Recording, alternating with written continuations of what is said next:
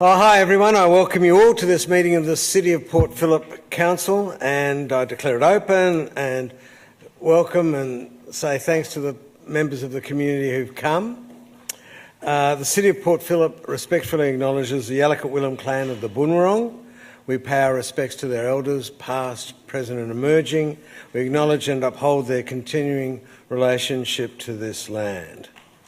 So Council has a local law which determines how this whole thing will be conducted. There is a time allotted in tonight's agenda called public question time. During public question time, members of the public can ask specific questions on general matters other than those that relate to an agenda item. So members of the public are only to ask specific questions and shall not provide long statements or contextual comments relating to that question. Consequently, the official minutes of the meeting will only record the question asked and any response given. The number of questions that a member of the public may ask will be at the discretion of the Chair. There's also an opportunity for members of the public to ask a question or to make a specific comment. You don't have to ask a question, you can actually make a comment on an agenda item of tonight. So when we get to the agenda items, it'll be far more free, except all of the comments have to be directed through the Mayor.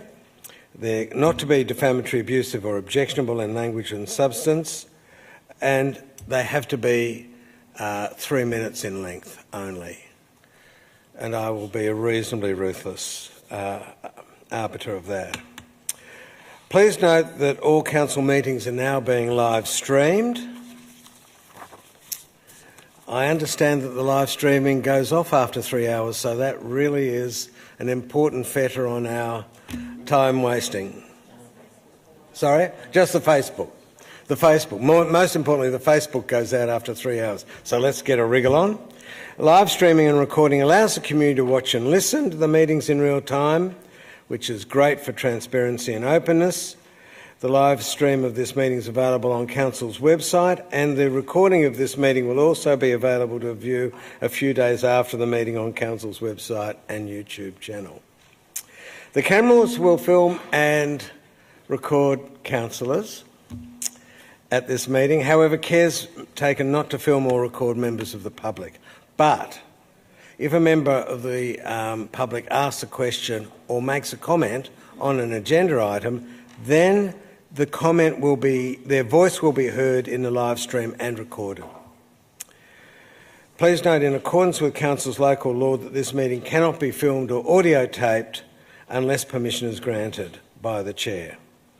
In the unlikely event of an emergency evacuation, please follow the instructions of the Chief Warden.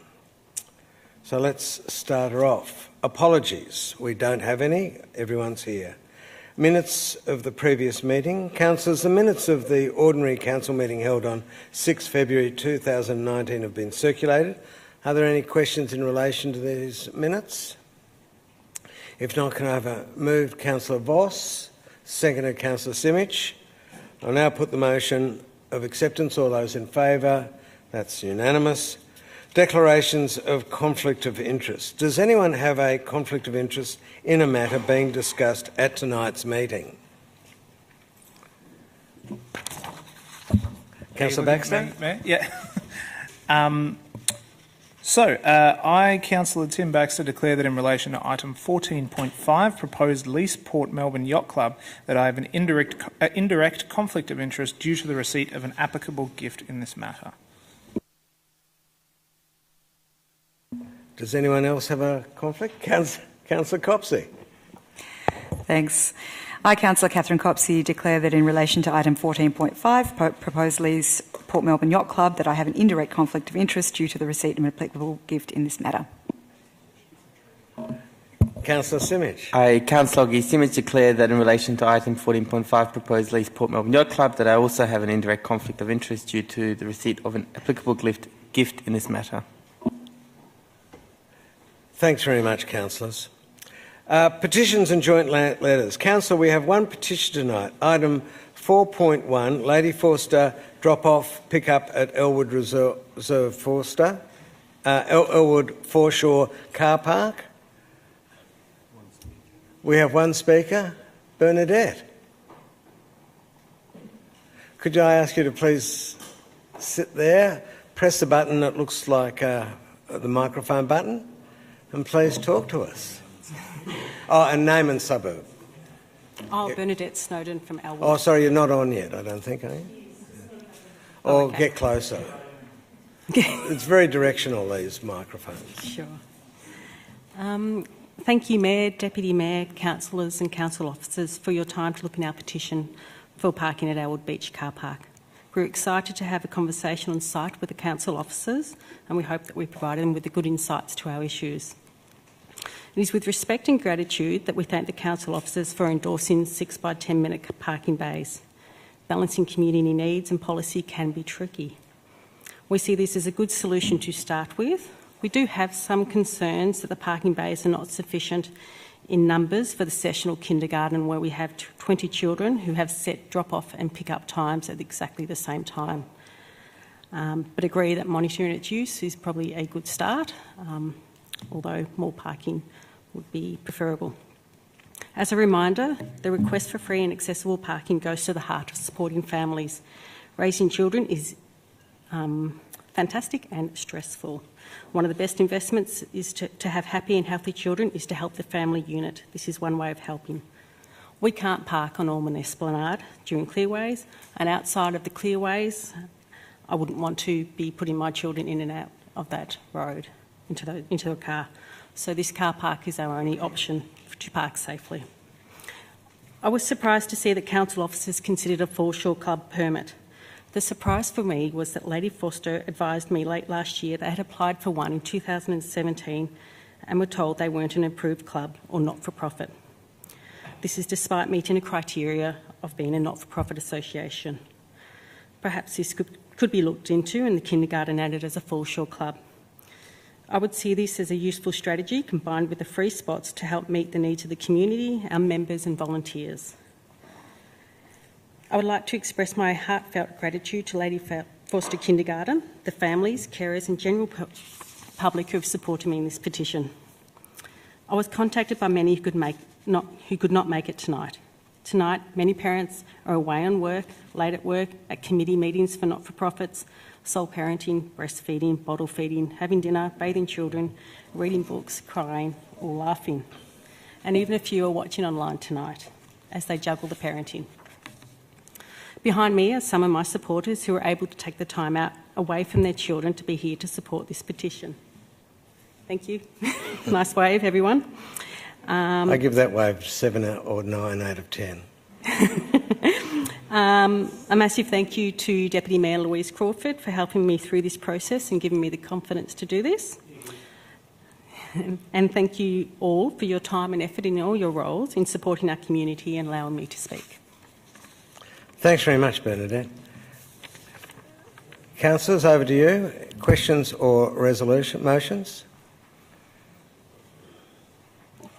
I'd like to ask a question of the officers, but I'd also like to move the resolution. Okay. Thanks, Bernadette. I think we're good. Great, thank you. Go now. Through you, Mr. Mayor, I just wanted to ask if you could clarify if the Lady Forster Kindergarten is eligible to apply to be a foreshore club. Like, what's the difference, and if they are able to apply, given that they were given information at one point that they could not. Through you, Mr. Mayor, in reviewing the policy and looking at Lady Forster's not-for-profit status,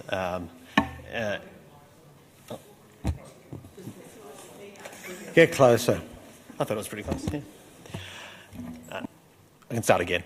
Through you, Mr. Mayor, in the context of Lady Forster's not-for-profit status, they could be considered for being a foreshore club and therefore being put on the list to apply for foreshore club permits. Those permits are $100 per permit and are non-transferable.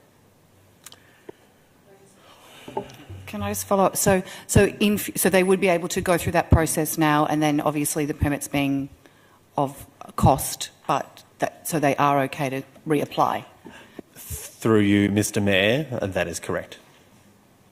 Councillor Baxter. Can I ask what the misunderstanding was when they applied in 2017? Did we have a different policy back then? Or?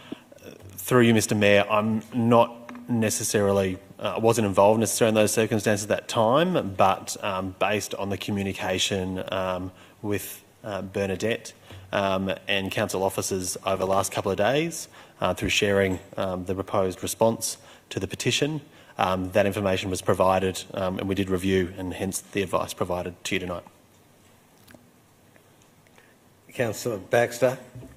One final question, Mr. Mayor. The proposal here notes that the officers will monitor the new short-term spaces over a 6-month period. How did you arrive at a 6-month period to satisfy yourself about the use of this? And would a 12-month period take into account, seasonal and sort of cyclical movements more effectively? Through you, Mr Mayor, the officers felt that 6 months wasn't a sufficient period of time to understand and monitor the situation, noting that sessional kindergarten and out-of-session care is ongoing, and that'll give a sense of that over the forthcoming months. If it needs to take longer, that can happen as well. Do I have a resolution? Moved. The officers' rec is moved by Councillor Crawford. Yeah, I just want to quickly speak to it, if I may. Oh, well, you haven't got a seconder yet. I've got a second. I just want to say thank you to Bernadette. No, you haven't got a seconder. Oh, I haven't got a second. Councillor Baxter. I will second. Thank you. Councillor Crawford. Okay, sorry, I thought you saw his hand. I just want to say thank you to Bernadette and the community down there. What you do down on our beautiful foreshore is amazing, and it brings a lot of life to the area. I know that it's not exactly what you wanted, but let's hope it's a good start, and let's keep working together and see if we can, if it needs a few tweaks down the track. And also, it seems you can apply for the foreshore to be a foreshore club. So it's been moved and seconded. Speakers against? Let's move to the vote. All those in favour? That's carried unanimously. Thanks very much. Ceiling schedule. Good on you. Thanks for coming. Ceiling schedule. Councillors, we have no documents that require sealing. 6, public question time. Councillors, we have 2 people who have requested to ask a question tonight, and I'll take these requests in order that they were received. I'll now ask Peter Holland to come forward. The new reshaped Peter Holland. Reshaped Peter Holland from St Kilda. My question involves the St Kilda Marina, and as officers and councillors know, I asked a series of questions and I received an answer to them from the officers this afternoon, so thank you very much to the officers for doing that. So I'll shorten proceedings by just asking 2 questions, one very general, one specific. First, the St Kilda Marina project should be a jewel in the crown of Port Phillip. Does Council recognise that it is the elected councillors who should be making the important policy decisions, not the appointed officers? And second, will councillors consider an alternative interim lease arrangement if a superior proposal emerges in the present consultation period finishing on the 12th of March? Such a proposal would, 5 dot points, 1, guarantee continuity for existing users. Second, be on a shorter term rather than locking the site up for 3 more years. Third, pay a significantly greater rent than the proposed rental. 4, offer significant improvements to the marina during the interim lease period, and I note that the existing marina is in no way compliant with the code. And finally, not preempt the result of the long-term lease process. In particular, will councillors commit to meet with any proponents of a superior alternative to discuss the possibilities? So those are my questions on the St Kilda Marina. I just wonder whether I could beg your indulgence to ask a separate question, and that is, at the last council meeting I asked a question about an update on the St Kilda Triangle, and I think the Mayor and Deputy Mayor were meeting with Martin Foley, and I wonder whether that meeting has occurred and whether you could give an update on that.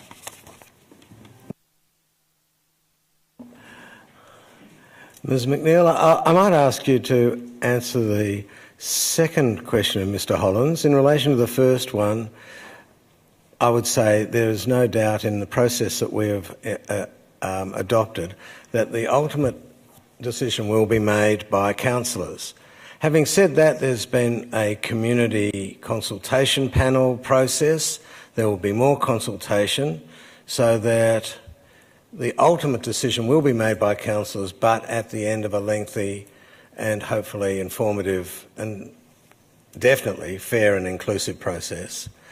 For the second question, I might ask for some assistance here from Ms McNeil.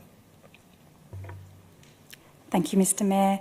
On the question of will councillors consider an alternative interim lease arrangement if a superior proposal emerges, the response to that is that council will consider all submissions made as part of the consultation period with an open mind, and then will make a decision about how to proceed.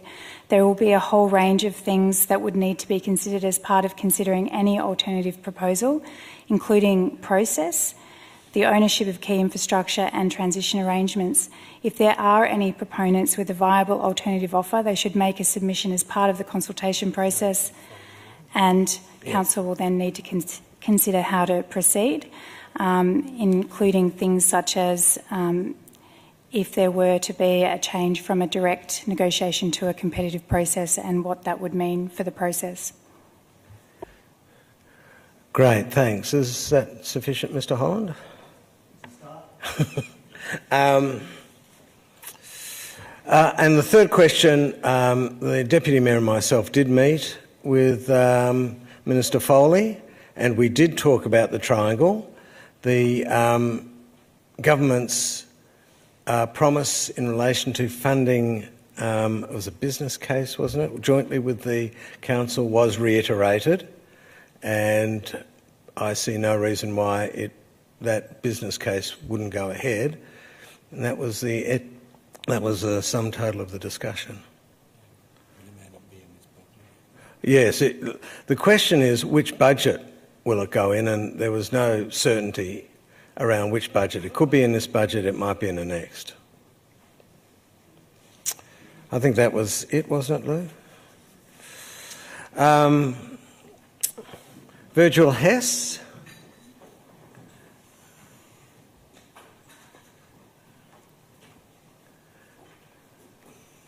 Mr Hess, could I ask you to give us your name into the record and your suburb, please? Hess, St Kilda. I've been looking at the fireworks over the last 4 or 5 years that we have here in Melbourne, and I'm thinking in light of the global warming and how we should all be underwater now, according to some of the science reports. But I'd like to see City of Port Phillip take a stand with a complete ban on fireworks. Can I answer that by saying, good suggestion? Yeah.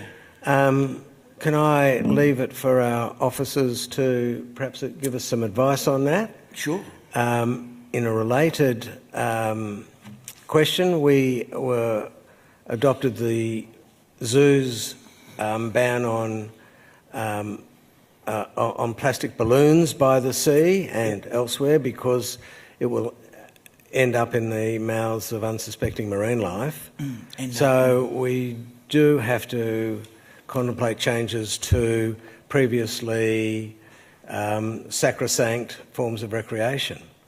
I think if you look at the Chinese New Year in Hong Kong, where they had a very small fireworks display, but it was holograms and lasers, and I think that would be well, that's better. Interesting. Thanks. And the interesting numbers around this fireworks is if you think of 115,000 light bulbs for a day or 12,000 cars running for 24 hours, that's the same amount of carbon dioxide. Yep.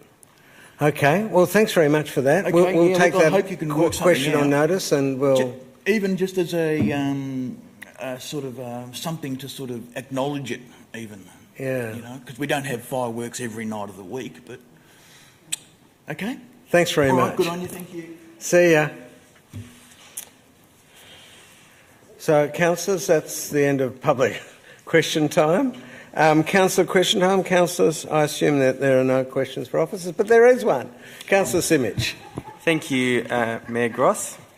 I've had members of the public contact me with complaints and issues regarding the footpath near their homes and dwellings. They've contacted me after experiencing some frustration waiting for Council's process to provide a response to their request.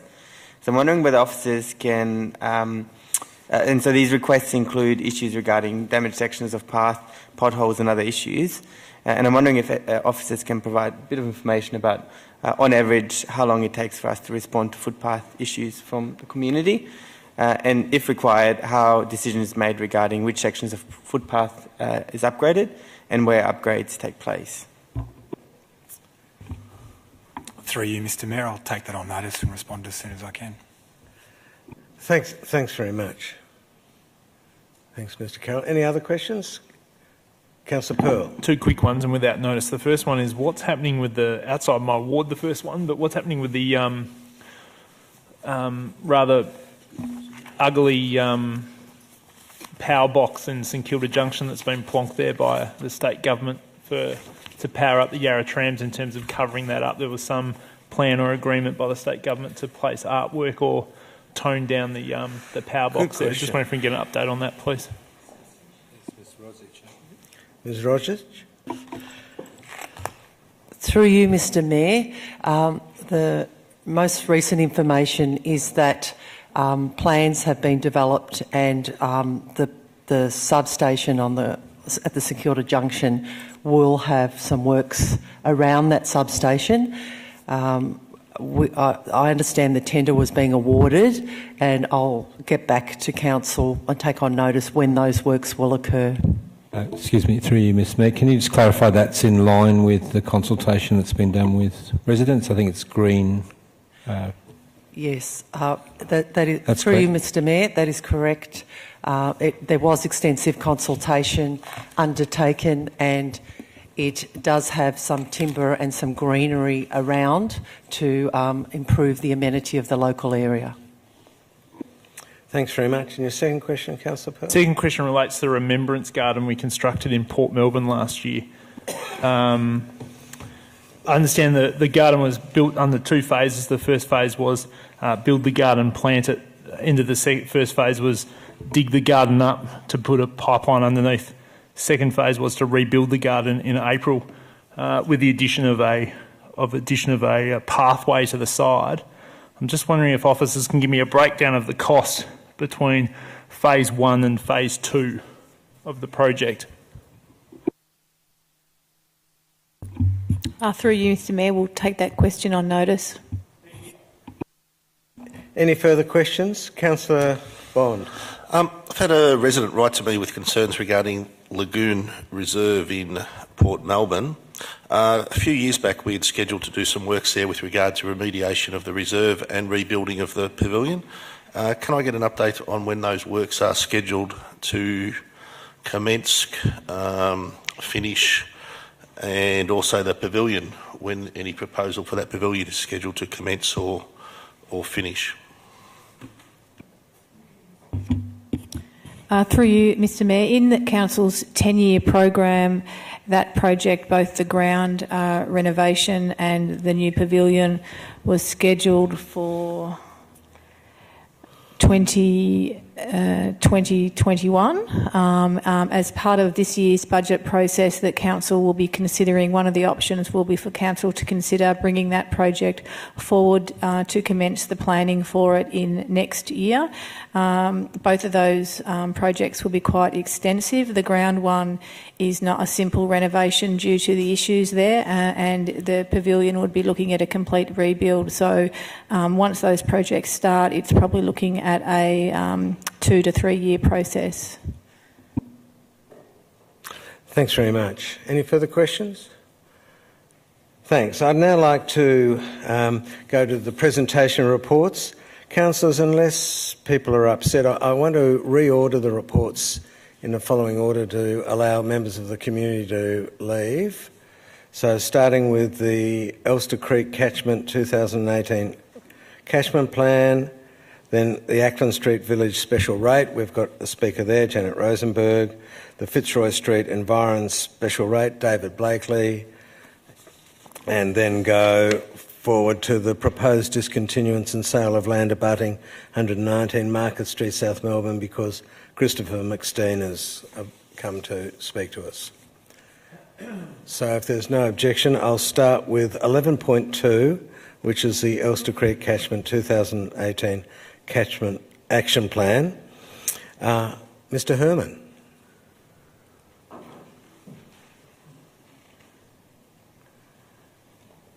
Hi, Isaac. Could I ask you to read your name and suburb into the record, please?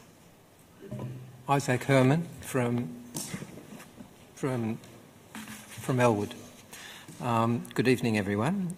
Firstly, since the community was promised an opportunity to consult on flood matters in November 2017 and also in January 2019, both of which never took place, can this council now inform the broader community when it may have an opportunity to voice its concerns on flood-related matters?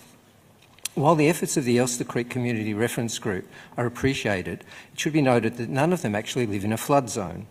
Similarly, I wonder whether any of the working group or the CEO's forum actually live within an Elster Creek flood zone SBO1 or SBO2.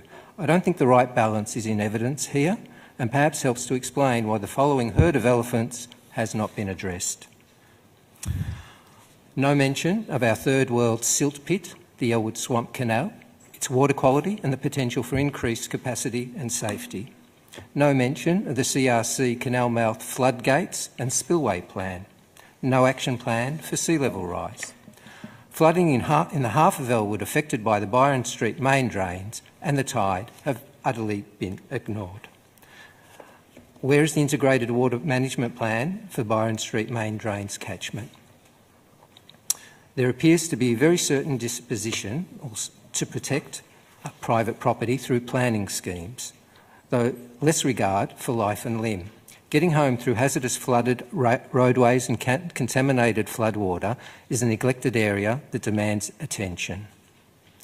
That Melbourne Water is actually examining the Foam Street diversion drain proposal, which was estimated to be in the vicinity of $30 million, which ignores best stormwater practice, is more than just an indication that the far more economical and environmental upstream flood retarding options have not been seriously addressed. Melbourne Water and the catchment municipalities don't seem to be working cooperatively, and their inability to do so is recognised in shortfalls addressed by the two following reports. Melbourne Urban Stormwater Institutional Arrangement Review of 2017, which now has a steering committee that is seeking to find state and local government collaborative pathways towards legislative change. Also, the Improving Stormwater Management Advisory Committee report of 2018. In 2018, the Department of Environment, Land, Water and Planning would produce the Improving Stormwater Management Advisory Committee report noting the CRC for water-sensitive cities has identified that Victoria lacks consistent, clear statewide regulations to guide future planning and to reduce the dependence on local policy responses. Road and other infrastructure managers, such as Melbourne Water, local governments and water authorities, do not have sufficiently clear and enforceable compliance obligations to manage both stormwater and stormwater infrastructure to protect the environment and the livability of Victoria. There is no system of auditing and reporting on the performance of Melbourne Water, local governments and other infrastructure managers in meeting environmental obligations for stormwater management. They suggest that legislative changes are required, and I would ask that this Council, through the Municipal Association of Victoria, do all that is possible to prioritise the workings of the Melbourne Urban Stormwater Institutional Arrangement Steering Committee to bring about these necessary changes as soon as possible. Thank you. Can I ask that you, have you got a copy of those issues? Yeah, okay. Thanks very much. Mr. Walters? Yes, could you please assist us with this one? Through you, Mr. Mayor. Mr. Herman provided us a copy of his words prior to the meeting, so we've got something of a response for them. To Mr. Herman's first point, with reference to the flood management plan for the, flood management plan for the municipality. Flood management plan is an action under Melbourne Water's flood strategy, and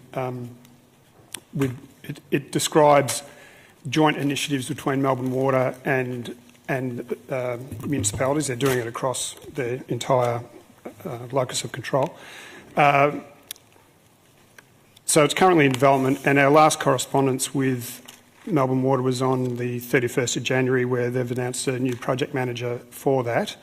There's no actual requirement by Melbourne Water for community consultation, but we are engaged in getting them to lead some community consultation on this matter, and at the moment the status of it is that we are aggregating officer feedback across all of council because it touches on more than one area, and we intend to provide that to Melbourne Water after the 5th of March, and then community consultation, the details of which we will work through with Melbourne Water, will follow thereafter. So that's flood management plan.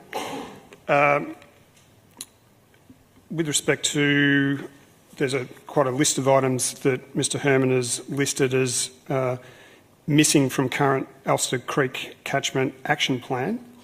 The opportunity there is the Elster Creek Committee is developing its next version of the action plan, and part of that involves, again, consultation to inform the matters that would be considered by that committee.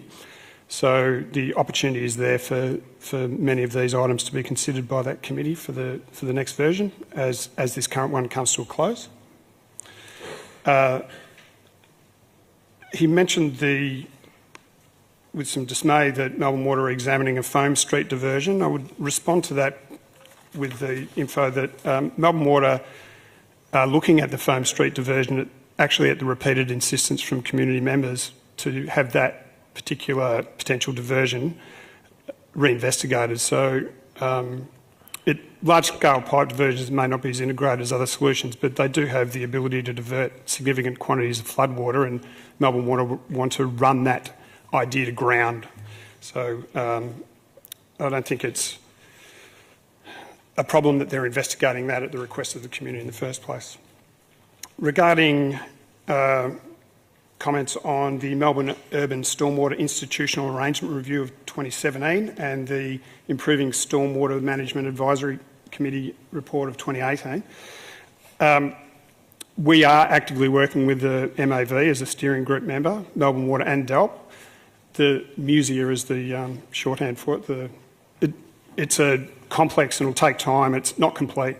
And our best approach is to continue with the collaboration with the parties and ensure we're in the best possible position to support the outcomes. Regarding the Stormwater MAC, we support the introduction of Victorian planning provisions for Woosod and are working with DELP and others to support the second phase of recommendations in the report. And Council will recall that it endorsed officer submissions to the State Environment Protection Policy regarding waters of Victoria and our submission to the Improving Stormwater Management Advisory Committee on the 1st of August in 2018. So Council's involvement in these activities has been reasonably strong. And I think the last point that Mr. Herman raised was regarding you raised the one about the integrated water management plan, or have you left that for Jeffrey? Okay, so I think that's it. Well, thanks very much. That's a great answer, and thanks very much for sending them through earlier.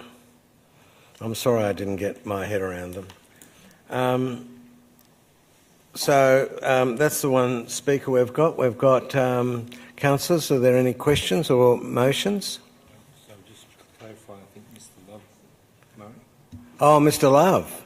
Did he not write his name? I haven't got you down. You don't exist. Come and please speak to us.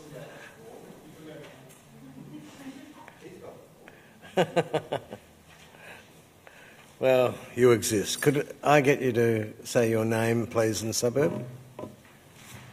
Jeffrey Love, St Kilda. Thank you, Mayor, for eventually letting me address the meeting, councillors and officers. I've got to say it's great to see all of these groups that work on flooding issues. And I'd like to say it's generally accepted that flooding and integrated water management are whole of catchment issues. I'm a community representative on both the Elster Catchment Forum and the Bayside Council's Elsternwick Park North Community Reference Group. Elsternwick Park as a whole has an important role in flood mitigation.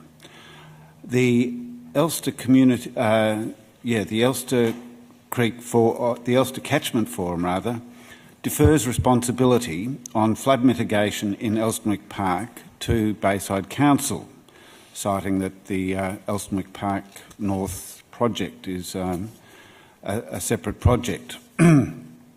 Bayside Council, the Elsternwick Park North group, confines itself to Elsternwick Park North, the golf course, excluding ovals 1 and 2 and Elsternwick Park South, all of which are part of the greater Elsternwick Park. An integrated water management plan for the whole of the park is vital to maximise flood mitigation, water filtering and recycling, all of which will become increasingly important with climate change. The lack of such a plan, an integrated water management plan, has already seen Oval 2 sports facilities upgraded without any flood mitigation works. Indeed, the runoff from those developments has actually increased the runoff into the creek. So my question is, what progress, if any, has been made toward developing an integrated water management plan for the whole of Elsternwick Park? And I just remark that we need integrated management of integrated water management. Thank you. Very droll. Mr. Walters. Through you, Mr. Mayor. Integrated water management is certainly the principles that are guiding Bayside's actions in Elsternwick Park North are underpinned by not only flood but broader water-related issues. They've made that fairly clear. I believe they endorsed the 4 principles which are guiding their community consultation on the park development. So the other aspects of water management that aren't flooding are being considered in that process. With respect to integrated water management in the City of Port Phillip, bearing in mind that Elsternwick Park is in the City of Bayside, our upcoming water sensitive city plan will guide how we do integrated water management, which is in turn guided by the CRC framework, so that's for the municipality as a whole.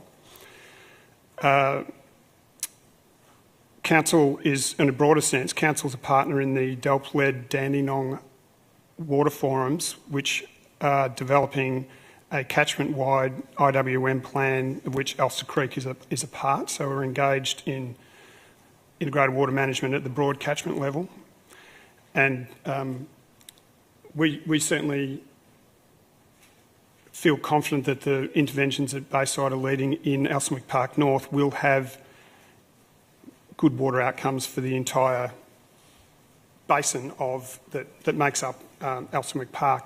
And Melbourne Water's modelling around some of the planned interventions does look at the broader park itself, because obviously you do some work in one part of it, it has impacts more broadly. And do you have anything to add, Tim, to that? Yeah, so that's pretty much where we're at. Thanks, and that's notwithstanding the poor outcomes on Oval 2. So Oval 2 has been resurfaced by, as a playing surface by Bayside. They've been, as Mr Love mentioned, they've been quite clear that their redevelopment of the golf course was limited to that space. They've been quite straightforward with that, and they've also indicated that it doesn't preclude any future works that might bolster additional flood mitigation that could involve Oval 2, but it's not part of the planning for the Elsternwick Park North project. Thanks very much. The new pavilion they're providing does include some water capture as part of that building. That's the only thing that I'm aware of in terms of the impacts of that development itself. Thanks very much. Councillors, questions or resolutions? Okay, is anyone going to move it? Moved Councillor Copsey. Seconded Councillor Crawford. Speakers against?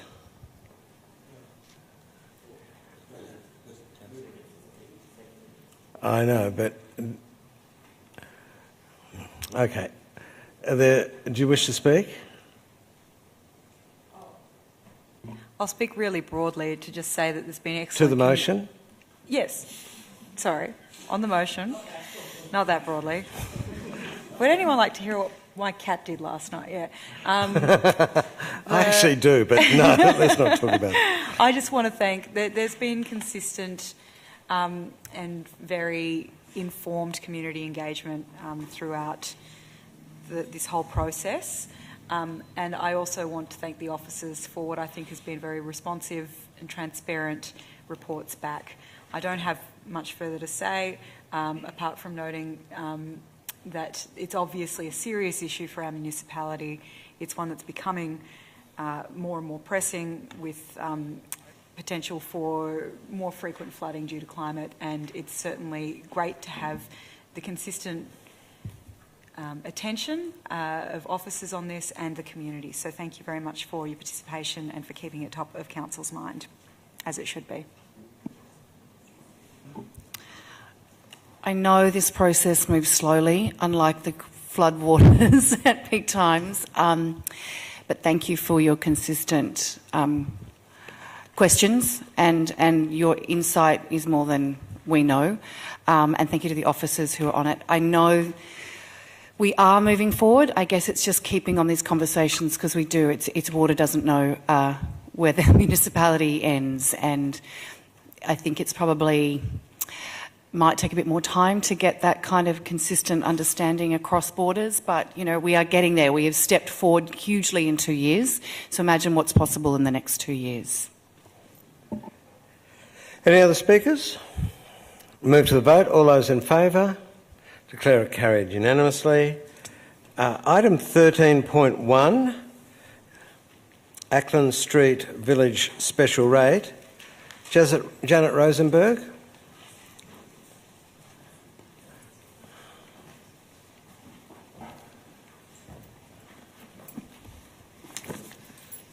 Hi.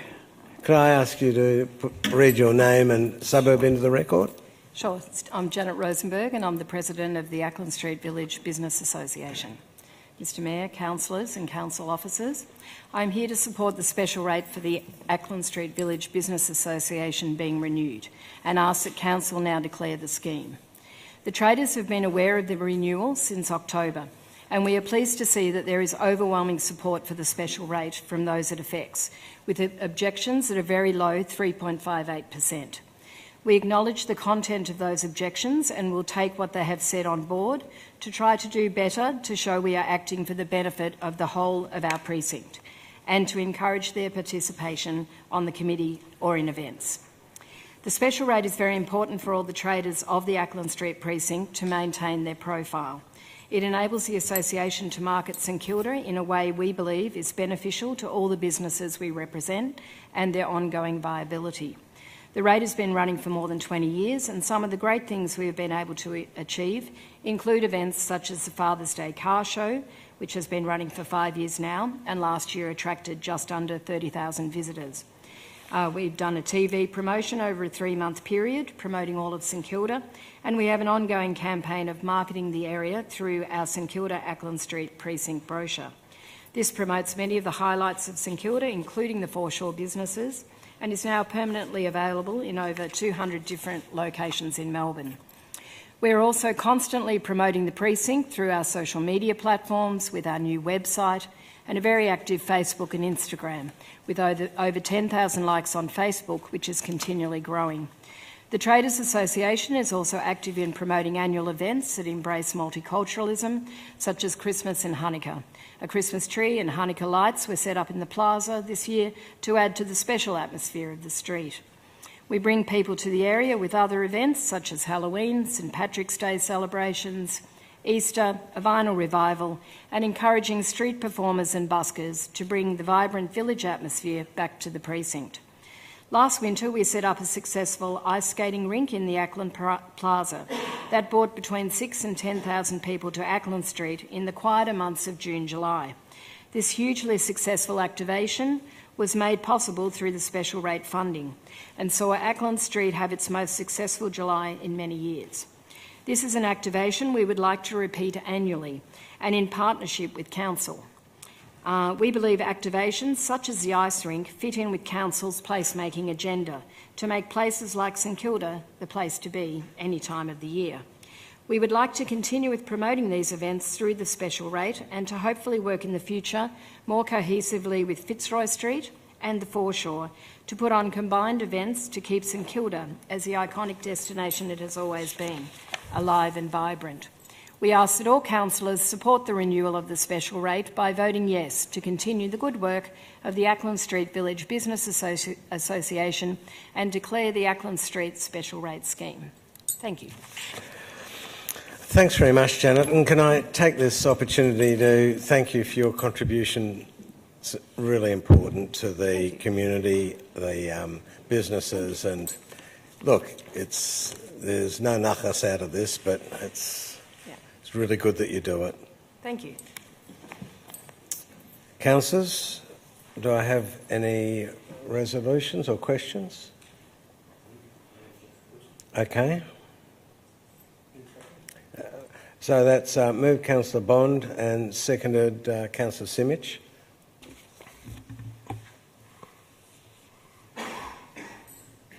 Thank you.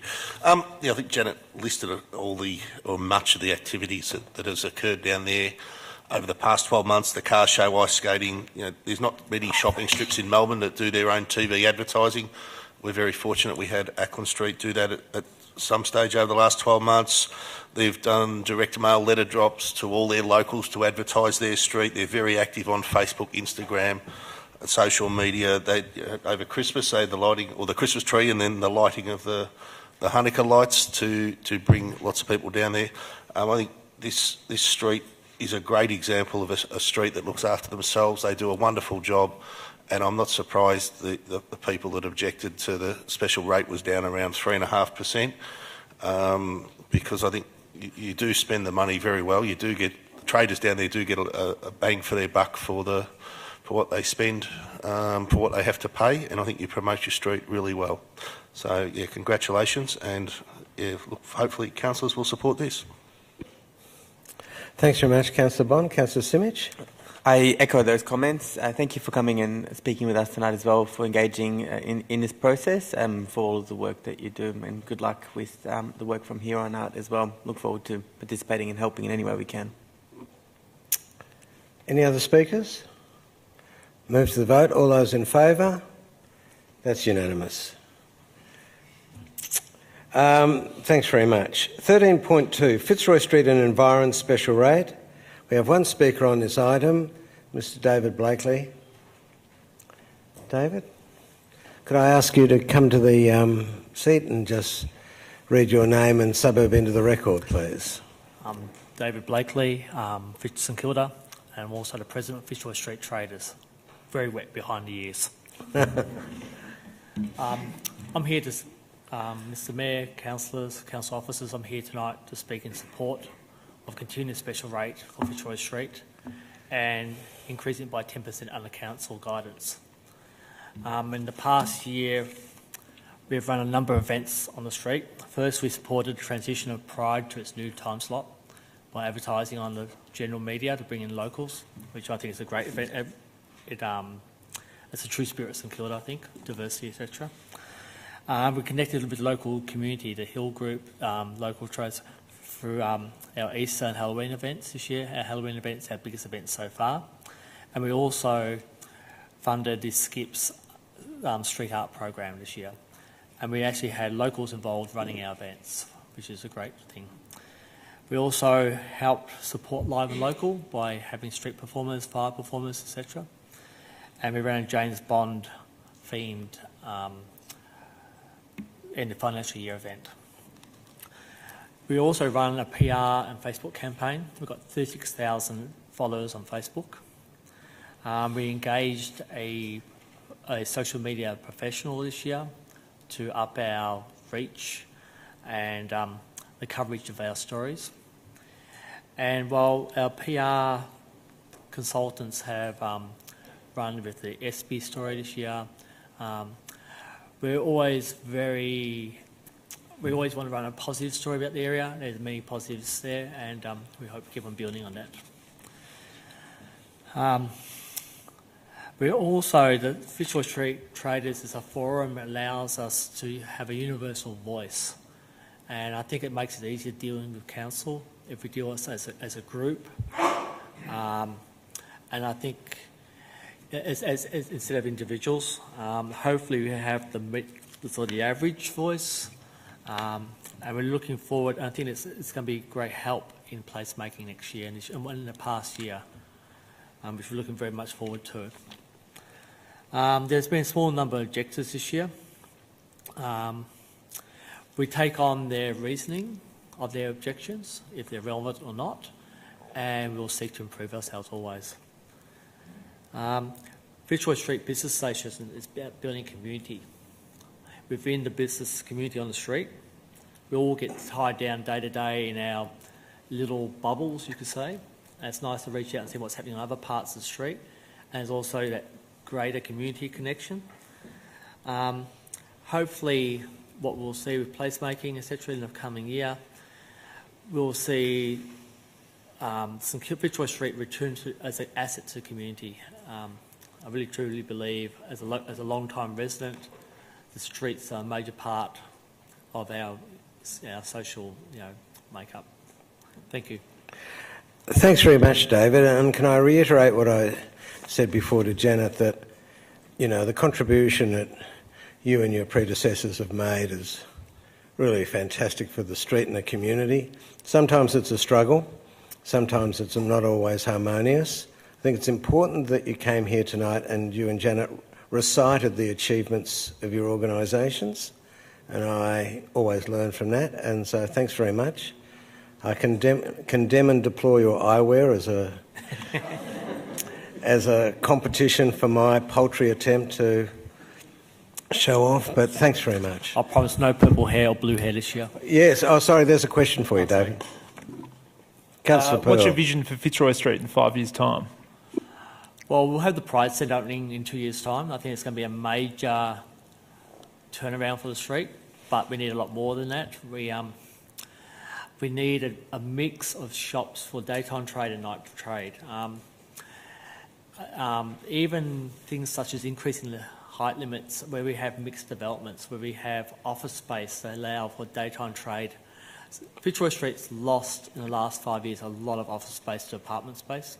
There's a change of demographic in the area. While people used to stay around the area previously, now they work in the city, they party in the city, they shop in the city, and they just use it as sleeper. So we need to rebuild that sense of community during the day. And it's not going to be one thing. I mean, the SB's been a great success. I think it's helped lift the bottom of the street a bit, but it's a combination of things. And re-engaging the local community to get them to shop locally again or drink or eat out locally is a major thing we must do. And it's not just Fitzroy Street. It's St Kilda. I'm very St Kilda centric. It's where I can walk. It's where I drink. It's building community again, a sense of community. So, David, I was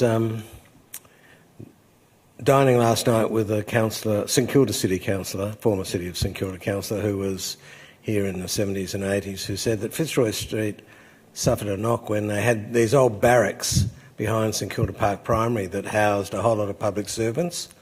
And when they were demolished, a lot of the daytime traffic suffered. Are you saying public servants drink a lot? Sorry? Are you saying public servants drink a lot? Yes. So, anyway, thanks very much. Thank you. Councillors, do I have any questions or a motion? Move Councillor Pearl, seconded Councillor Copsey. Do you wish to speak? Yeah, I actually voted against this last time, and I was going to vote against it tonight, but you changed my mind. So I hope that you craft a firm vision about what you think the street and your new organisation, in terms of the makeup of your organisation, wants in the next 3, 4, 5 years, and you strongly work to deliver on it. You've convinced me that you've got a firm vision about what you want to head towards. Most of us around here love Fitzroy Street. I took my wife on our first date to Fitzroy Street. I'm not sure if I'd take her there today on our first date. I'd go to Bay Street in Port Melbourne, of course, which is in my ward.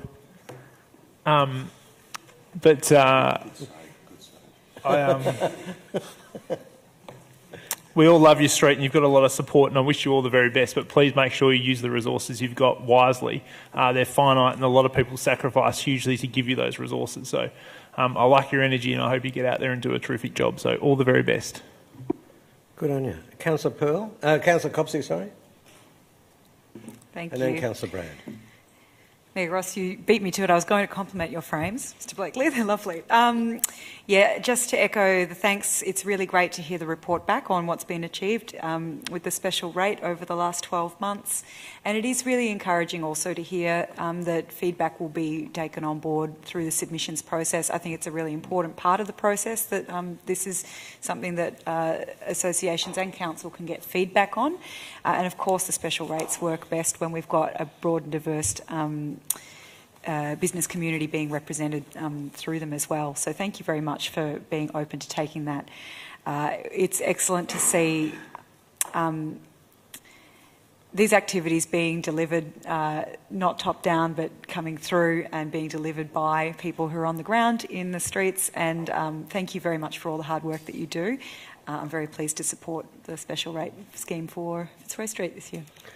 Thanks very much, Councillor Copsey. Councillor Brand, you indicated you wish to speak. Thank you. I want to congratulate Mr Blakely on his new appointment as the President of the Fitzroy Street Traders Association. And I want to thank Councillor Pearl for the question put to Mr Blakely and your answer, which I thought was great. In general terms, I think it's exactly what Fitzroy Street needs in the next 5 years. We're all on the same page there. And it is the need for a longer-term vision about what it can look like, what sort of mix it needs to be, or how mixed it needs to be. Not exactly what sort of mix we'll determine that as time evolves. But, yeah, all of those things are really necessary, and we've got to work towards the big picture as best and concertedly as we can over the next few years. The activities that you've outlined, some of them are, Halloween and the James Bond thing. They're fine. They seem to work. The writers' lunch, I think, is a beauty because it brings culture to Fitzroy Street again, which is sort of, it's always been a sort of an underground cultured street for a long time, and those sorts of things tend to disappear, but also just the fact that it's a hospitality street, it brings those together really well. But I do think the Fitzroy Street Local Love campaign is very, very important because it is that re-engagement with the local community, which I think is the secret to it being a better street on all counts, including as a tourist street. Tourists don't want to come and watch tourists looking for looking at other tourists pretending to be local.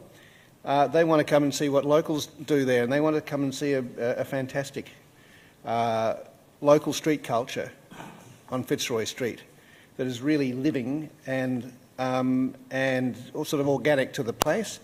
And it is really the reach out from the traders to understand what locals. There's stacks of locals. It's one of the most densely populated parts of Melbourne. Stacks of locals. There's a local economy lurking there, latent under the surface that needs to be reached out to. And once that is up and going, the rest will, the tourism, everything else will grow luxuriantly on top of that. But I think that's implicit in your answer to Councillor Pearl's question, so that's really great. Thank you very much, and good luck with I hope we have a productive year. Thanks very much, Councillor Brown. That was good. Councillor Bond. I too would... Yep, it's on now.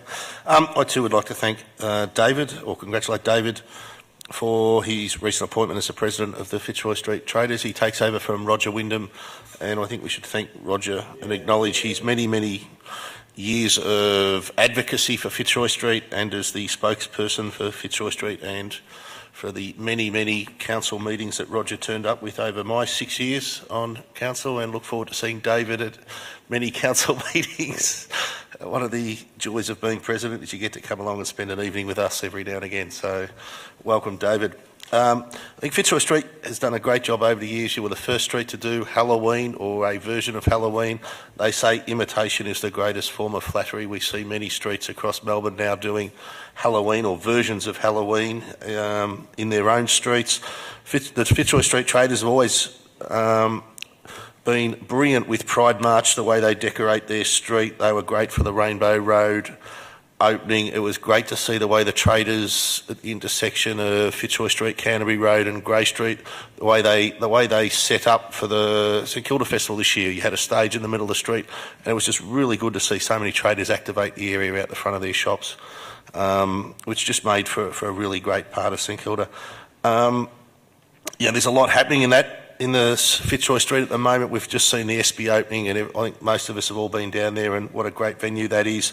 The Prince of Wales Rain Gallery is under construction. That'll be open shortly, and hopefully we'll see construction on the Pride March shortly. So there'll be lots of activities for this special rate to fund over the coming 12 to 18 months. So look forward to seeing all your hard work as a group of traders, and as Megan, as the traders coordinator, who does a wonderful job with all these activities. So well done, Megan, as well.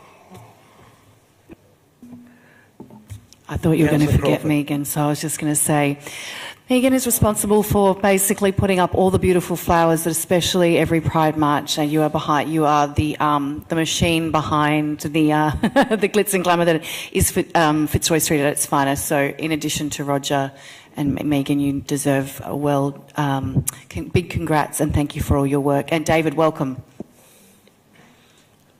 Okay. I'll move to the vote now. All those in favour?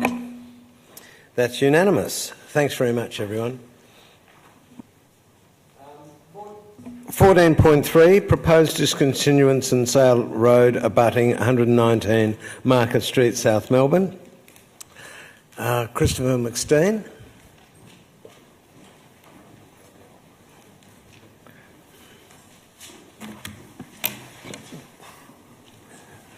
Good evening.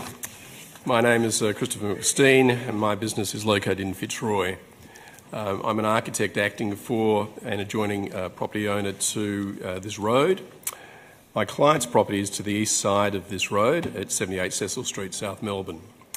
I wish to object to the sale of the lane. The road is currently used by 78 Cecil Street as a drop-off point for supplies to their hotel business. In addition, my client specifically bought this hotel several years ago in order to redevelop the site. As part of that development, the road to the west of the site may be used as access to parking on the site, whereas driving into parking at 78 Cecil Street from the road after leaving Market Street is not an issue if the road is retained in its entirety to the west of the current site and to the southwest of the site. However, driving out of the site will become an issue if the road to the southwest of the site is removed. This is because any vehicles backing out of a parking area at 78 Cecil Street will turn the rear of that vehicle into the south of that roadway in order to straighten up before exiting onto Market Street. I have several plans to show you if I can hand those up. Would that be relevant?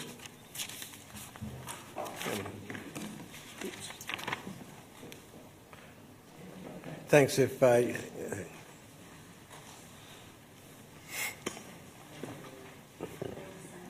they're all the same, three the same. Yep. So to cover everyone here.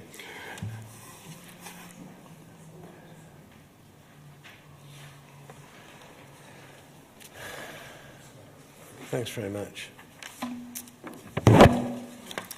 Should I explain those plans, or are they self-explanatory?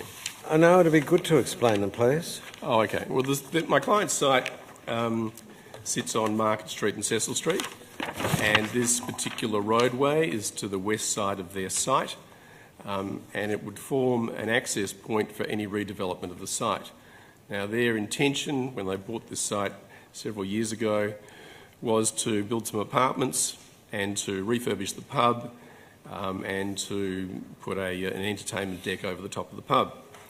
So the only area that we can rebuild on that site, because it is part of that site is a heritage site, is the southwest or the western part of that site, which borders onto that particular road. So any access would really be from the road. It's a fairly narrow road. It's only about 3 metres wide. So once you've entered the site from that road, in leaving the site, we've always envisaged that we would back into the road, south of the site, and then drive out to Market Street. If that roadway is sold and is removed, then backing out of the site would mean that you can't back to the south. You'd have to then back out to Market Street, which greatly affects access to the site and the viability of developing any apartments. Councillors, are there any questions? Are you open to answering some questions? Yes, sure. I haven't quite finished my spiel, but yeah, any questions? Sure. Go for it. Thank you. Are you aware that there is a permit on this site that's currently at BCAT for the development? Oh, yes, very much so. Yes. Have you seen the plans? I have, yes. Are you aware of the plans that it's just an overhang and that it's still a driveway? No, I'm not aware of that. I have spoken to the developers and they have not explained that to me. They have explained that they would like that to be an entry point to their development. They have explained that they would rather that not be a roadway. So a pedestrian access point is what they've said to me. They have said nothing about it being continued as a roadway. Okay. Quite the opposite. Right. Thank you. That's... Yep. Okay. Where do we get to? So my clients are very concerned about the potential loss of amenity by the proposed changes to the southwest of their site if that parcel of land is sold to the developer. In addition, I'd like to note that the developers for 119 Market Street made comment in point 4.14.3 of the council document that I've been reading tonight, that there are no current planning applications which are affected by the proposed discontinuance. This is not strictly true, as a siting application was made by my office to council late last year in relation to a mixed-use development on my client's site. Council Town Planning Officer Scott Parkinson and Council Heritage Advisor have both agreed in writing that a mixed-use development could be undertaken on my client's site. So that development would be, as my clients have been thinking for quite some time, 4 levels of apartments with car access from the current road, and redevelopment of the hotel, including a roof deck over the hotel. Thanks very much. Right, thank you. Thank you. Councillors, questions? Councillor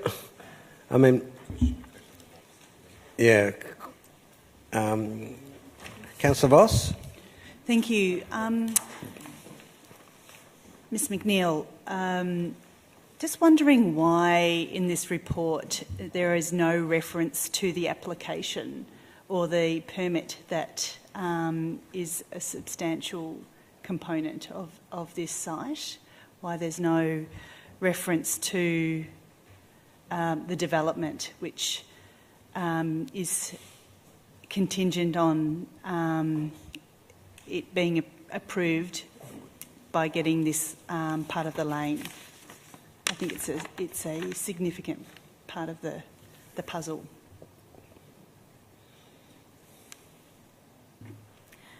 Through you, Mr Mayor, the purpose of this report is to consider whether or not this part of the laneway is still required or whether it can be discontinued.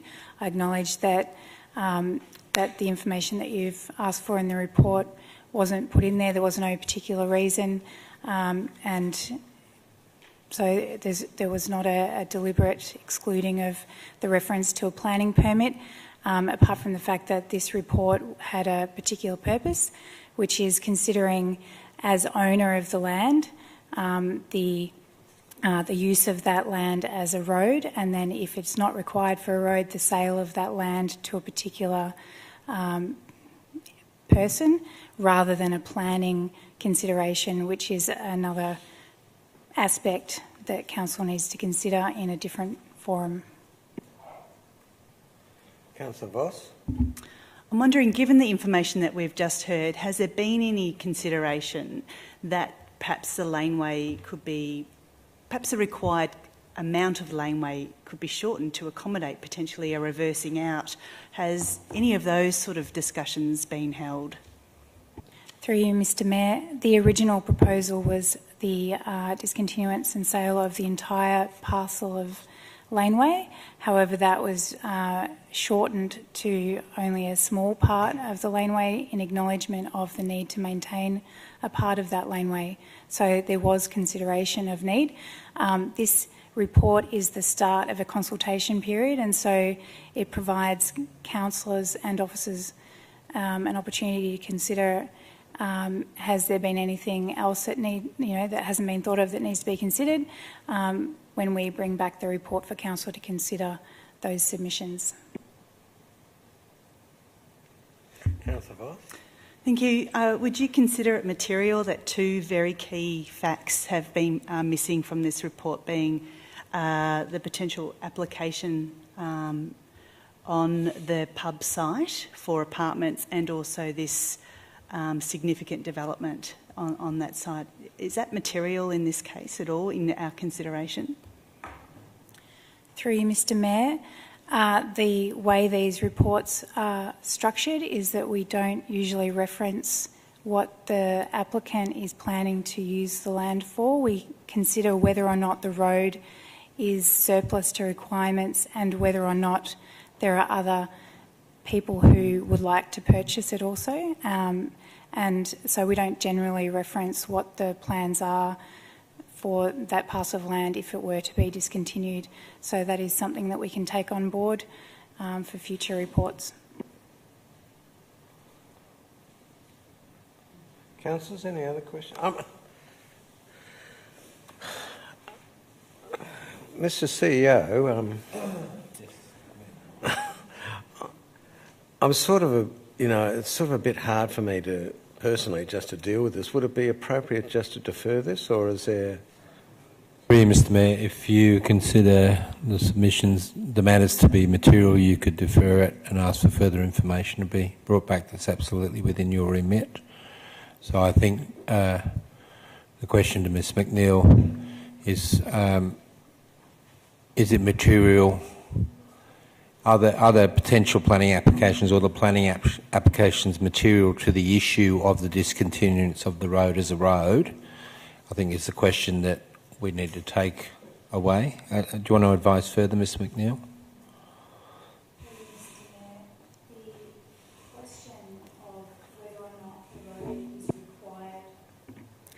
Through you, Mr Mayor, the key question for councillors is whether or not this laneway is required or not for access, and it's the same question that needs to be considered for all of these. Is there a clear need for the road or not? And in this case, and the purpose of a submission period is for people to identify whether or not they think that the road is still required. And so this submission is saying we think it is still required, we need it. And so I believe that the submission period will allow for that consideration of all of the new information. A report would be brought back to councillors with all of the submissions for councillors to consider as part of the normal process.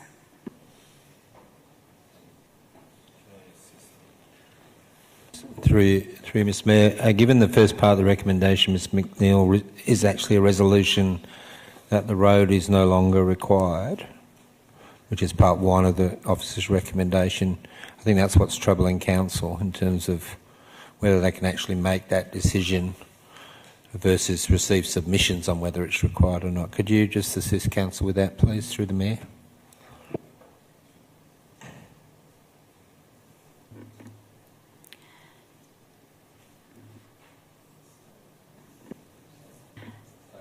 Through you.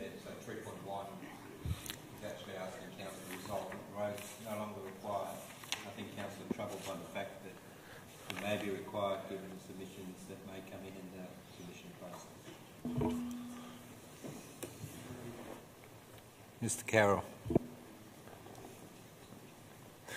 Through you, Mr Mayor, given a bit of confusion tonight on exactly what the resolution is, as well as the new information, I see no issue with deferring this report by a couple of weeks to resolve those things and come back to you. Great. Councillor Simic? Mayor Gross, can I move a motion for us to defer this matter for a period of 2 weeks? Seconded Councillor Voss. Councillor Simic, you don't wish to speak? Well, as discussed, Mayor Gross, there's information that we need to ascertain from the officers in order to be able to progress this issue. We've been advised by officers that there's no concern with taking an extra 2 weeks. And I think, given the circumstances, that to be a prudent path forward. Thanks. Councillor Voss? Councillor Pearl? Speak against it. These matters come to us for us to deliberate. We have all the facts we need to deliberate on it. This will go out to a public consultation process, and that's the best way to proceed forward in my mind. I don't think we need to defer it to consider more information. We get regular planning updates. This is in isolation to any planning decision that should be made. I think the report's well written and we've got everything we need to make a decision. Councillor Brand? Yeah, I'll be voting to defer it because I think it's important that we establish with the applicant, it's not really an applicant, it's anyway the person who wants to buy, and council and other people actually what is being proposed first. I don't think it's clear what's being. It's confusing what's being proposed. And I think we might think there might be a better proposal to be considered. Then, of course, after the consultation process, we could alter that again. But I'd be pretty happy to have the proposal refined before we put it out to the statutory process. It does seem to me to be a reasonable public use of the lane that's been proposed by Mr McSteen. Then it's an everyday public use of the lane, and it seems on face value to me a valid point that he's making. Any further speakers? I'll move. Do you wish to close, Councillor Simic? I'll move to the where we've had a deferral motion for 2 weeks. So all those in favour? Against? Declare it carried. Thanks very much.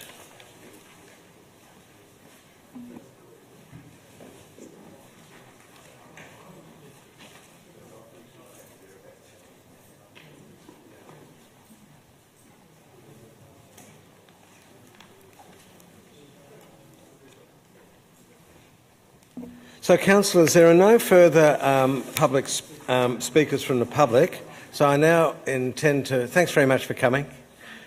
I now intend to just go back to the normal agenda and start with presentation of the CEO's report.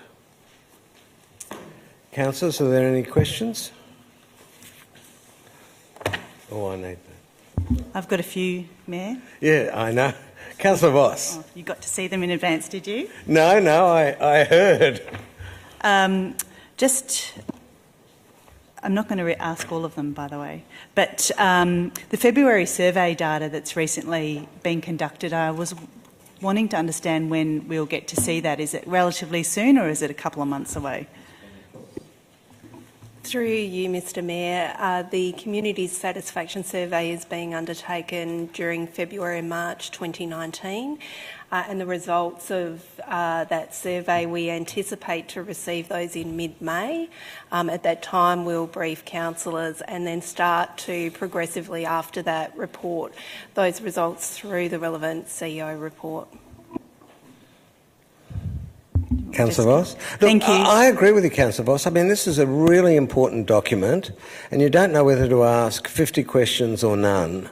So I welcome your questions. Well, they're all ones I don't know the answer to, Mayor, so that's why I'm asking. So active library visits and memberships have dropped substantially. I wanted to understand why you think this is and what we're doing about ensuring our libraries are relevant places for our community. Good question. I noticed that too. Through you, Mr Mayor, I'm advised in following up this question that we measure active library users, which is someone who's used the library within the last 2 years, and that the figures build up cumulatively over the years. So the current figures are on trend with last year. So, for example, at the end of Q1, 11.3% active users, Q2, 14.1%, and we're at 13.8% now, 16.6% by Q3, and it was at 20.39% by Q4. So it builds increases up, through the year. Increases through the year. The other thing that the library staff did ask me to point out is that e-books don't count. So as we transition to different uses and different means of people accessing the library, the measures aren't keeping up with that. So if we saw a trend where people were still accessing the library through e-books and not visiting the library, that wouldn't be being measured currently. Thanks very much. Councillor Voss? Thank you. I was also concerned about the planning applications decision and the time it's taken to make the decisions, and this has always been a bit of an issue. But one reason that's outlined that is a problem is because of the complexity of the Fisherman's Bend applications. And I'm wondering if we could have another measure in the report that takes out the Fisherman's Bend one so that we can accurately compare it, apples with apples. Because there aren't actually very many Fisherman's Bend applications now. Through you, Mr Mayor, just to clarify that Fisherman's Bend was a small part of that, but did contribute to it taking a little longer for us to assess planning applications. It's a local government performance reporting requirement, and that requirement is that we do count all the applications considered across the municipality. However, council could request additional information if required. Only the Fisherman Bend applications where council is a responsible authority are included in the figures, not the minister applications. And the main reason, just to let you know, that the time taken to determine the applications this quarter has increased. However, in comparison with other inner metro councils, their average is 93 days. So, and the average median, the median is 71 days. So we're actually within that. We're doing better than the inner metro councils, our neighbouring councils. In regards to the number of planning applications for Fisherman's Bend, as at the 20th of February, there have been 20 permit approvals. City of Port Phillip was responsible authority for 9 and the Minister for 11. There's also pending applications. Sorry, that's only for Area 1. So I'll have to take on notice the total number for Fisherman's Bend. That's okay. So the question was, could we have an additional metric in there, and what do we need to do in order to get that? I know it's not part of the LG part of it, but... Okay. Through you, Mr Mayor, yes, we could provide that information to Council. Thank you. My next question is about some information on page 32. It's about the Parks and Playgrounds renewal upgrade, and also, I'll ask that one first. There's a spending reduction. The project budget's reduced by $248,000. I'm wondering, is this a budget saving or is it a decrease in work?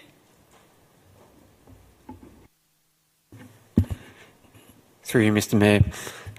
That is not a decrease in the actual program. What's happened with that is there's been a drawdown of that program because one of our sub-projects, which is the Elwood Play Space, has been connected to the Elwood Wall project. So it's delivering in a place project. So the money has just been drawn down from the program and put into another project.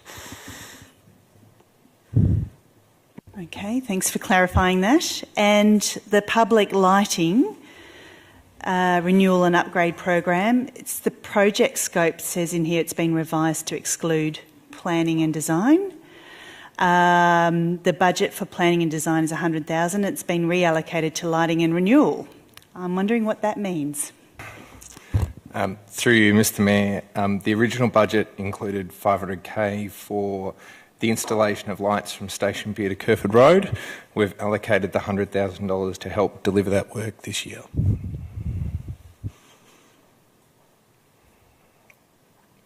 Okay, so, and we don't need planning and design work anymore? No, we don't. We're going to be doing, through you, Mr Mayor, we'll be undertaking some planning and design work early next financial year. Okay, thank you. Just two more, Mayor, if that's okay. In the CEO report, it talks about addressing our non-compliant fences at our Children's Services building. I'm wanting to understand how long it's been known that we had non-compliant fences at these places and why nothing has been done about it until now. Through you, Mr Mayor. When we're talking about compliance, there are two areas of compliance here. In October, we identified that a number of the existing fences were not compliant with building code standards of 1.8 metres. That was in October, and then a program of works has been scheduled. We do have to get planning permits for them, and so that's commenced. The timeline, I'm advised, the first submission of contract documentation, it will be Friday the 1st of March. The first building permit and planning permit review Friday 8th of March, with an aim for construction to commence on Thursday the 18th of April. I'm advised that there will be 4 priority fences: North St Kilda, Poets Grove, the Avenue and Coventry Children's Centre. There are also compliance issues, not compliance as such, but in terms of accreditation to quality standards. One of the issues is the quality of facilities. We're aware now that there are 2 centres which have inward-facing railings, which the children can scale. They have not deemed to be non-compliant, but they could be a risk as accreditation is happening.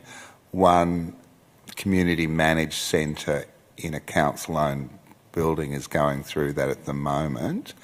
The Department of Education advised that may affect. They wanted a response. The response is that the works have been done and we're talking about risk mitigation in place, so we're confident that won't affect the accreditation. Thank you for that. And my last question for tonight on this is the Fisherman's Bend. It mentions in the top bit of the report about some 3D modelling occurring for Fisherman's Bend. I'm just curious about how that's going to be used.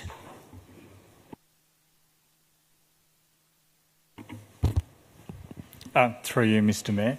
The Department of Environment, Land, Water and Planning is preparing a comprehensive 3D model of Fisherman's Bend at the moment, which we at the City of Port Phillip and the City of Melbourne will be given access to. The purpose of that model is to help test the built perform controls which were included in the City of Port Phillip planning scheme under GC 81. What they'll do is help us to inform sort of finer grain planning for the area through the precinct planning. Also enable us to import 3D models from planning permit applications to be able to assess their impact, and also be able to model the built form impacts so that we understand what those look like over time. And lastly, the other tool that the model allows us is to be able to use it in community engagement, to be able to demonstrate what the outcomes will look like to the community. Mr Dewar, if I could, is that going to be on a computer screen, or is it actually a physical model on a table that you can sort of look at, move the sun over? You know, can you give me a bit of an idea of what it's going to look like? Through you, Mr Mayor, at this point it's a digital 3D model, not a physical hard model.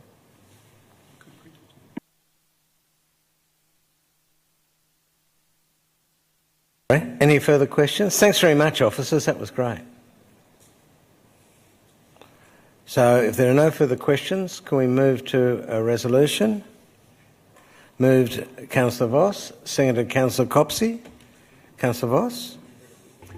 Just briefly, thank you very much also for answering those questions. I really look forward to the CEO report. I think it provides so much transparency and information to our community, and it does take quite a bit of effort, you know, trawling through the report actually to find out what amazing work this organisation's doing. I do look forward to getting the survey data, so it gives us a snapshot and we don't have that blank in there that's not up to date.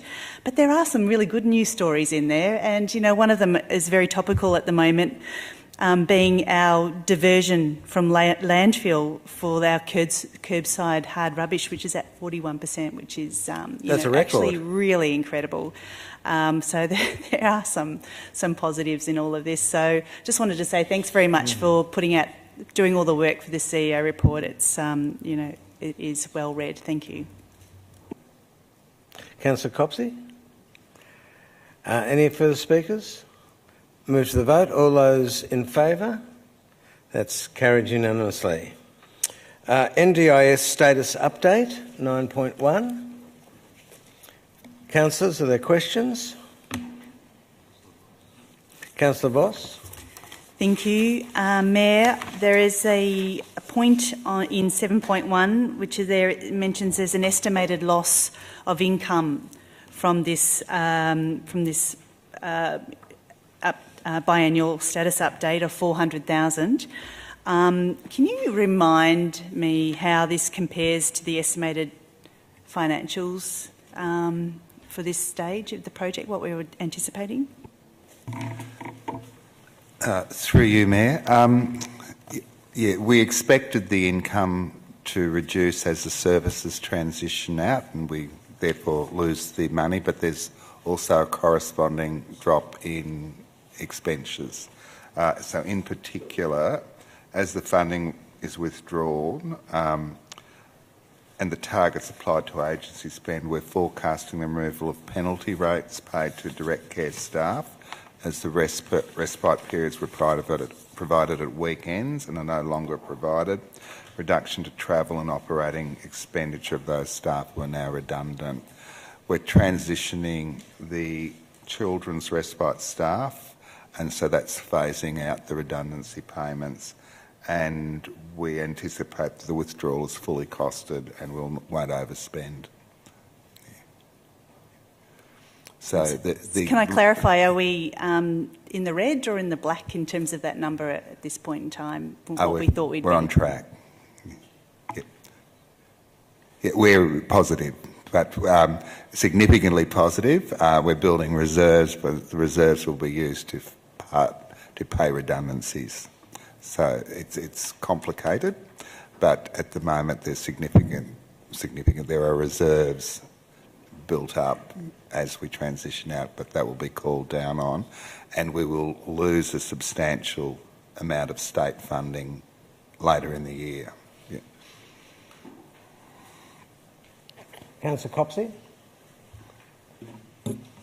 This might be on notice, but it's been a continual concern of mine around people with psychosocial disability accessing NDIS and eligibility. So I was really pleased to read around mental health that there is a new pathway being developed. I'm not familiar with the report referenced in the officer's report, but I guess my outstanding concern is around people who are experiencing episodic or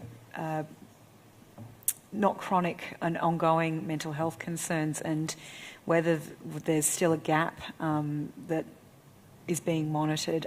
Can officers give a little bit more clarity on or detail around that mental health pathway, and whether there's further advocacy council needs to do on behalf of residents with other mental health needs? Through you, Mayor, I would say firstly that the adjustments that have been made are very positive. People who are experiencing episodic are unlikely to get an NDIS package, and we're still assessing. The state-funded support was reduced, as you're probably aware, in order to fund the very large cost of the NDIS. We're still now working out who's going to be missing out. The recent changes, I think, have helped a lot, but we are still monitoring that carefully. We're very pleased that we were able to transition the JACA, I think it is, programs to Jewish Care and, sorry, I've forgotten the name of the other, but they're able to continue those services, which were really important. They were for people with mental illness, but the risk is that some people will still miss out, and it is likely those that have episodic episodes of poor health, and though in particular those that received funding. The other issue is for those who have what we call multiple and complex needs, and who would be well and truly eligible for a package, but need advocacy or engagement in order to get it.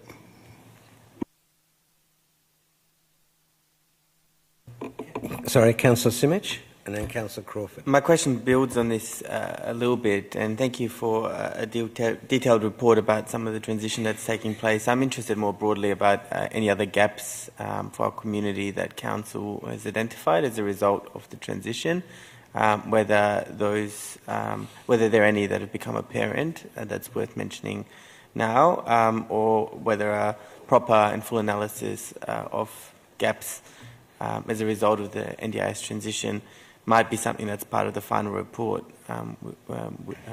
which we'll see later in the year.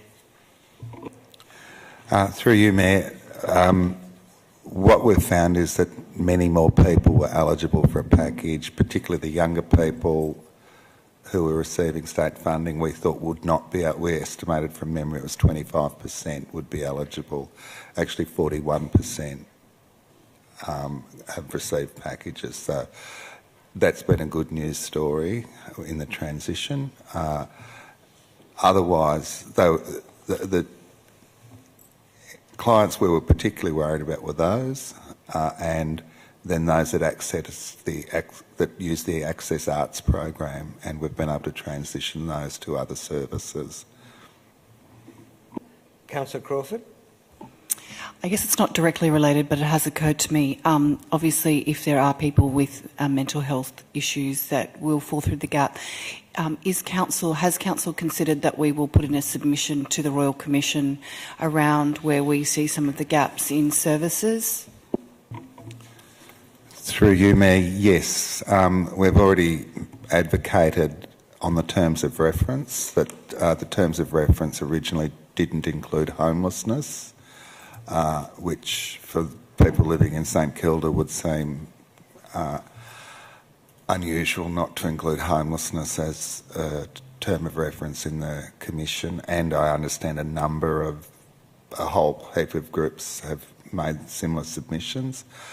We'll be coordinating a submission on behalf of Council. Okay. Do we have a resolution? Moved Councillor Voss, the officers' rec. Seconded Councillor Copsey, the dynamic duo. Thank you, Councillor Voss. Mayor. I just wanted to say thank you for the biannual status update. I think there's some great stories in this report, and I am really seeing that people are coming up with their own plans and programs, and it's actually working for them. So I was a bit sceptical at the start, but I'm seeing that more and more, and it's a really good outcome for so many people. And I particularly like the one about the fog theatre, and can really see how the NDIS can change people's lives if it's done properly. And I think people probably need to make sure they do their plans properly. Our 25% estimate that we originally came up is now up to 44%, and so that's really, as you just mentioned, is great news. And I think the comment from JC about JCAAA being out of the box, and one of the examples of how good the NDIS could be is something I think to, really sing about and be happy, that some of these people are getting great service now. So thanks for the update. I commend the report. Thank you. Councillor Copsey. Yep, thank you very much for a thorough report and for officers' continued attention to the rollout. I, in particular, want to thank officers for their diligence in helping existing clients prepare for the NDIS assessment programs. I think that there was a really proactive effort on behalf of council staff, and that the successful eligibility rates that we've seen of 44% is really excellent to see. So I'm very glad to see that that's paying off, and I look forward to monitoring further how the rollout goes. It's really pleasing. So thank you very much for all the info. Any other speakers? Councillor Brand? Yes, look, I would just like to say that it was good reading, and the transition to the NDIS I think it's been quite an emotional roller coaster for council in a degree, because everybody is thrilled with the whole NDIS fundamental idea. I think it's really great, but there are other downsides of it that don't sort of work so well, and I think we're very much working in that space, and I think it's been hard for council to transition out from being the sort of core provider to being a sort of a secondary provider of some sort. But of all of the recipients of care that we've had before, the figures seem to be saying that 56% of them still don't actually are ineligible for the NDIS scheme, and they are the people that we look after. And they fall through the system's gaps, and we have become, I guess, sort of expert, innovative gap fillers and net providers and all sorts of things very, very well. Found a role for ourselves which is actually really important for a very large cohort of people. And I think if we moved, it's been a very complicated political, social change through the whole system, and if we've moved through it like that and found a really important place to be, that we continue to work and be really important to this community, I just think it's fantastic. And so congratulations on everybody that's been part of doing that. Thanks very much. Speakers against? Can I move to the vote? All those in favour? That's carried unanimously. 10.1, Move, Connect, Live strategy, mid-term review of Council's car share policy. Councillors, questions? Councillor Voss? Thank you, Mayor. I'm just wondering why we've seen a decrease in the off-street car share bays going from 28 to 21. I thought we were sort of trying to achieve the opposite.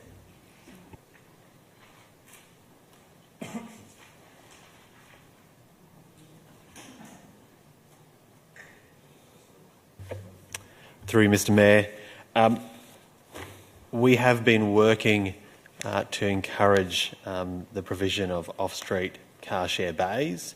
The understanding, talking to car share providers as well as anecdotal responses, has been that the viability that they have found of having car share based within developments has been affected by the visibility to members, the ease of access.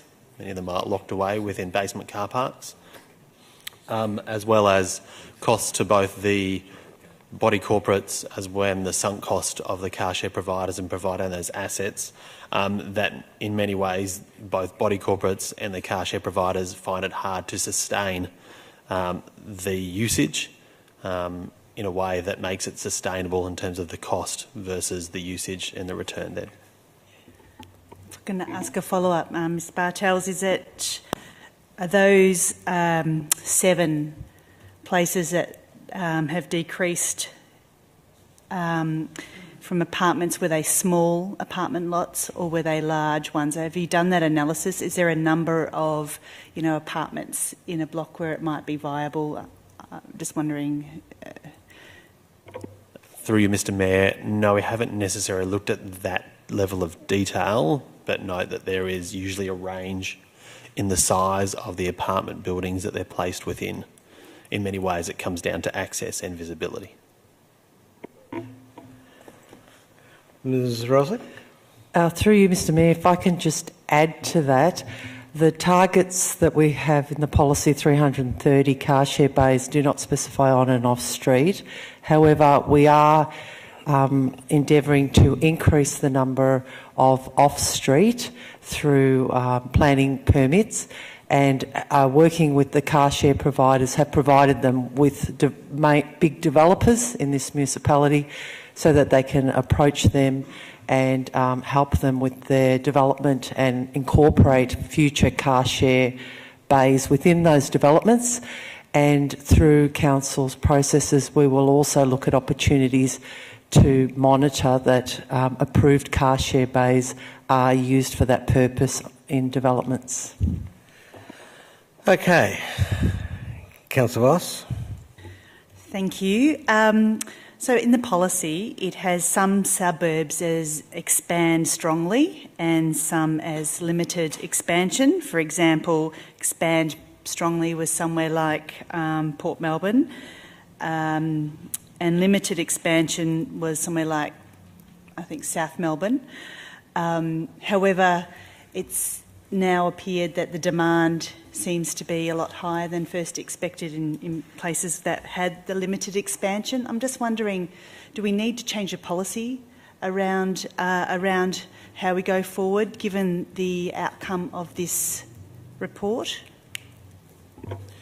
Through you, Mr. Mayor, the table you're referring to and the supporting map within the policy is about proposed distribution. The premise of that was to indicate where new car share bays could be placed to respond to population growth and demand. Through the implementation of the policy over the previous 2.5 years, indicated that there's actually strong uptake in South Melbourne, as you pointed out. Port Melbourne has taken probably longer to get those vehicles in, and so part of that is based on demand coming from the applications of the car share providers, sought to supplement,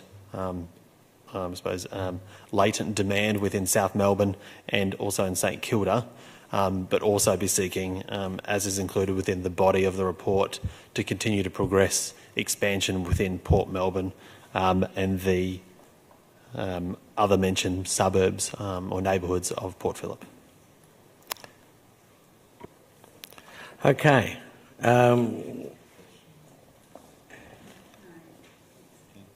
Okay, Councillor Voss. There's one further question.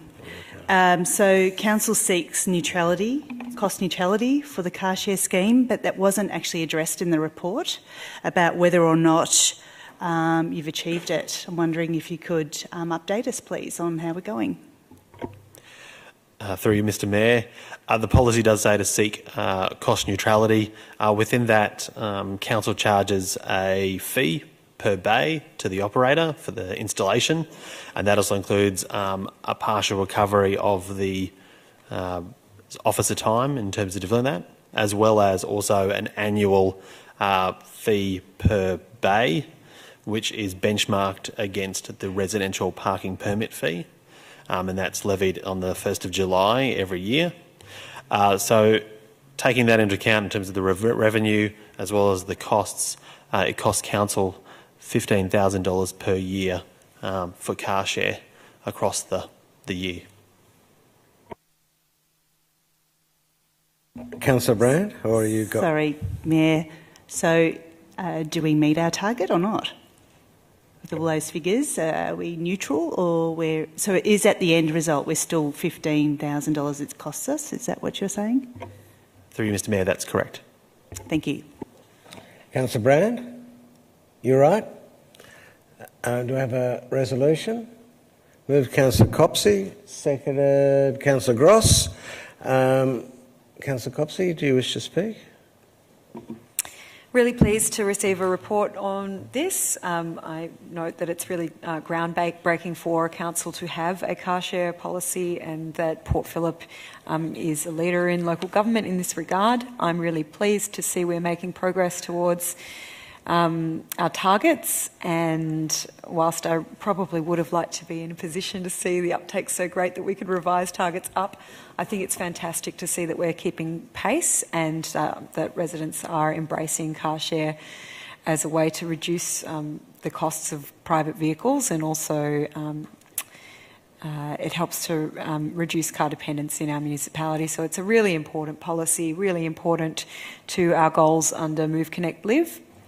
And I think that there's plenty of flexibility within the policy to accommodate some of the neighbourhood by neighbourhood variations that we're seeing, which I think are pretty responsive to population growth and development in different parts of the municipality. So thank you very much to the officers for all your hard work and groundbreaking work on this, and I'm very pleased to note the findings. Support this. Any other speakers? Councillor Voss and Councillor Brand. I'm sort of toying with an amendment to this recommendation, but in that I do think the policy needs an update, and whether we should look at that some suburbs that it said expand strongly or limited expansion, actually that we agree to the changes that, you know, St Kilda said limited expansion is actually more strongly. I'm in a bit in two minds, but that's all I just wanted to say. Councillor Brand? I just wanted to say how good reading this was as well as the previous one, and I actually find the figures quite astonishing, and really encouraging, and just the idea that it looks, the way the figures are presented, that we might actually just... Well, I should have asked this as a question, but it seemed to, almost through the agency of car share, that we might actually stabilise levels of car ownership in the city as it grows in population. It's fantastic. It's really good. Very happy with it. Okay. Any further speakers? Move to the vote. Move to the vote. All those in favour? Against? Declare it carried. 10.2, recommended updates to Fishermans Bend parking controls. Councillors, questions? Move to the vote. Ask for a resolution. All those, is anyone going to move? Move Councillor Copsey, seconded Councillor Gross. Councillor Copsey? I think this is evident in the proposal, but I think what this reflects is that council's parking controls are designed to encourage our parking occupancy and to encourage turnover and fair use of the limited resource that on-street parking is. So I'm pleased to see we've got the flexibility within our policy to adjust rates in order to achieve those occupancy levels that we're seeking to, and thank the officers for their continued attention to this, which will make a big difference. Thank you. Great, thanks. Any other speakers? Move to the vote. All those in favour? Unanimous. 11.1, towards zero sustainable environmental strategy. Any questions of the officers? Can I ask for a resolution? Moved Councillor Voss, seconded Councillor Copsey. Beat me by a second. Do you wish to speak to that? No. Councillor Copsey? I think it is important to note that we're moving beyond towards zero, having in this term of council resolved to have a transformational priority around emissions and climate action. We've now we have our new policy Act and Adapt, which guides council's endeavours in that regard with our community. And I think it's really important as we come to the close of the community forum in particular to thank all of the residents who have participated in the community forum, all the officers who have worked to progress as far as we could on the Towards Zero goals. We didn't get where we were hoping to with Towards Zero. We didn't achieve all of the goals that the previous council set out to under that policy. But I think it's really important to note the substantial amount of work that went into getting us closer towards those goals from officers and the community, rather than just throw up our hands in despair and say we can't do it. It's such an important facet of policy for our council, being a bayside municipality with low levels above sea level. Action on climate and emissions and renewables is absolutely vital. We must do what we can at a local level to limit dangerous climate change, and this policy was a really important step towards council's ambition in that regard, and that ambition continues in this term. I note that we'll be formally thanking the community forum, and I'd like to note my thanks to everybody who participated in that, not only giving their time and expertise, but really holding council to account in a very public way. I know there was a long and concerted effort by members of the Towards Zero Community Forum to keep our focus on this really important policy area. So thank you. Councillor Baxter, and could we speak to the resolution of why it's good to dissolve this organisation? Sure. Look, I don't have many amazing things to say about the Towards Zero Sustainable Environment Strategy, or the strategy was fine actually, but the its implementation.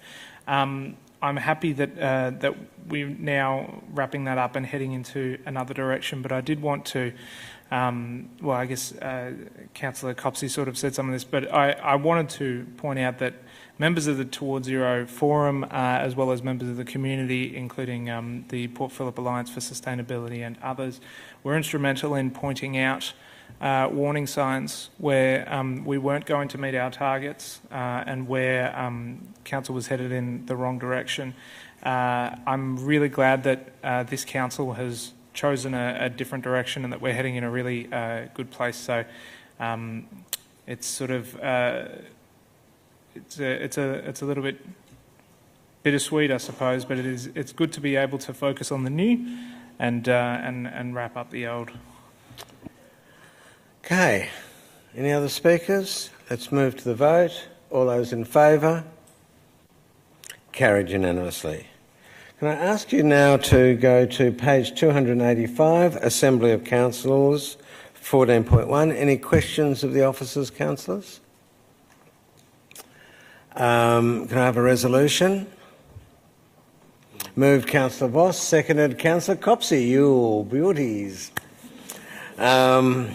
Speakers, Councillor Voss, do you wish to speak to that? Councillor Copsey? Okay, all those in favour? That's carried unanimously. 14.2, the mid-year review. Councillors, are there any questions? Oh, Councillor Voss? Thank you. I'd like to ask for confirmation, please, that the only change to the project delivery levels and timelines and the budget is the South Melbourne Lifesaving Club.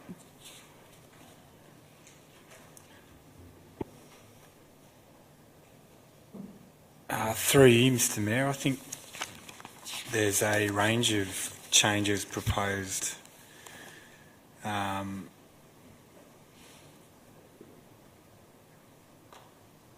to projects and updated information. I'm just checking the attachments in page 2 and 3 of this report, such as the J.L. Murphy upgrade. The timing of sports recreation funding has changed, greater amount of funding expected in 2019. So I think there is a range of other proposed or other changes that are outlined in transparently in page 2 and 3 in the attachment to the report. Thanks very much. Mr. Carroll, other questions? Yes. So have we been briefed on all those changes, Mr. Carroll? Through you, Mr. Mayor, this report is that briefing. Further questions? Moves. Do I have a resolution? Move Councillor Gross, seconded Councillor Simic. I waive my right to speak. Councillor Simic. Thank you to the officers for providing this very important, open, transparent report on the economy of our council and how we're progressing. It's important for us to reflect. It's often that some projects end up being more expensive than what they are, and some end up not costing as much. And it's important for us to see the full picture. This report really clearly does that. And I think that the community thanks you for it as well. Thanks very much. Any other speakers? Move to the vote. All those in favour? That's carried unanimously. Thank you very much. 14.4, council delegations to staff, because we've already done the Market Street Lane discontinuance. Do you have any questions of officers? Councillor Voss? Just like to check that it's only the items highlighted in yellow that are new to the delegations list, because I just haven't. It's very, very long to go and compare. Through you, Mr. Mayor, yes. That's correct. Good question, though. Do we have a resolution? Moved Councillor Voss. Seconded Councillor Gross. Oh, no, Councillor Crawford. Councillor Voss, do you wish to speak? Councillor Crawford? No. Any other ones? No. All those in favour? That's unanimous. Thanks very much.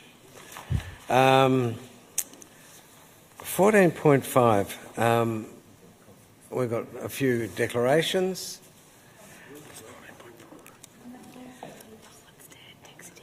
We've got people here, have we? Do this one. Okay. Councillor Simic. I, Councillor Simic, declare that in relation to item 14.5, proposed lease Port Melbourne Yacht Club, that I have an indirect conflict of interest due to the receipt of an applicable gift in this matter. And I will now leave the chamber. Thanks very much, Councillor Simic. Councillor Baxter. I, Councillor Tim Baxter, declare that in relation to item 14.5, proposed lease Port Melbourne Yacht Club, that I have an indirect conflict of interest due to the receipt of an applicable gift in this matter. I'll now leave the chamber and return at the end. Thanks very much. And Councillor Copsey. I, Councillor Copsey, declare that in relation to item 14.5, proposed lease Port Melbourne Yacht Club, that I have an indirect conflict of interest due to the receipt of an applicable gift in this matter. I'll leave the chamber. Thanks very much.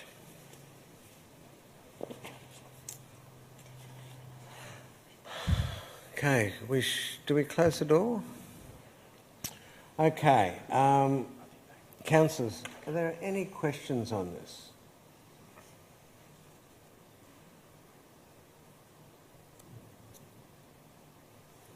Can I have a resolution, please? Move Councillor Voss. Seconded Councillor Crawford. Do you wish to speak to this, Councillor Voss? Councillor Crawford? Any other speakers against? Move to the vote. All those in favour? That's unanimous. We should have... I wish I'd known you were in the chamber. Yeah, sorry, you weren't on the list of people to speak. I could have done it earlier.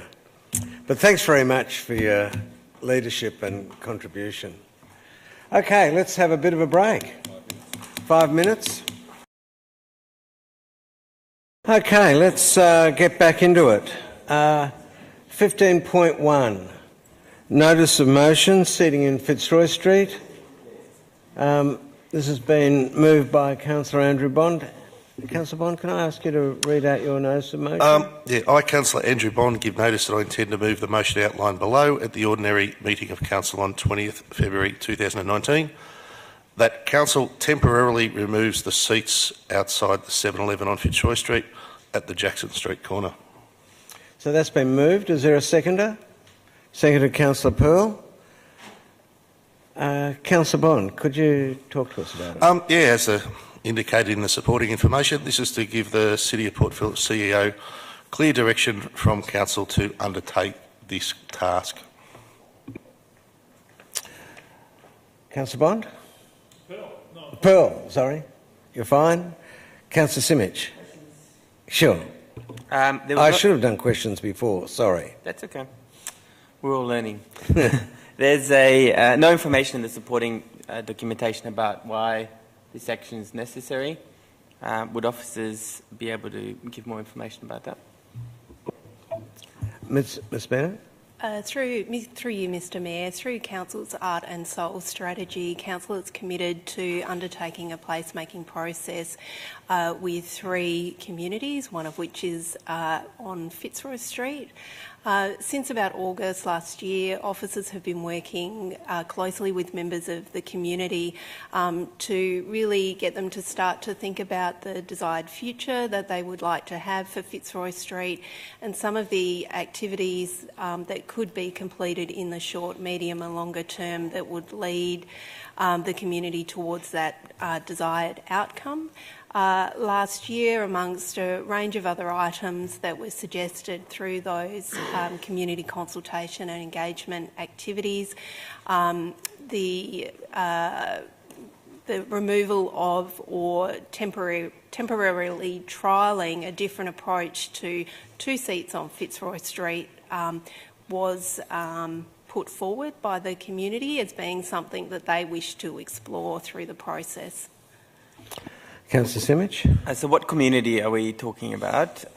So was every member of the community consulted, and what benefit will removing the seats would create? I understand that the seats are currently often used, and as a result there's a group within our community which will no longer have access to seats. So what are we trying to achieve?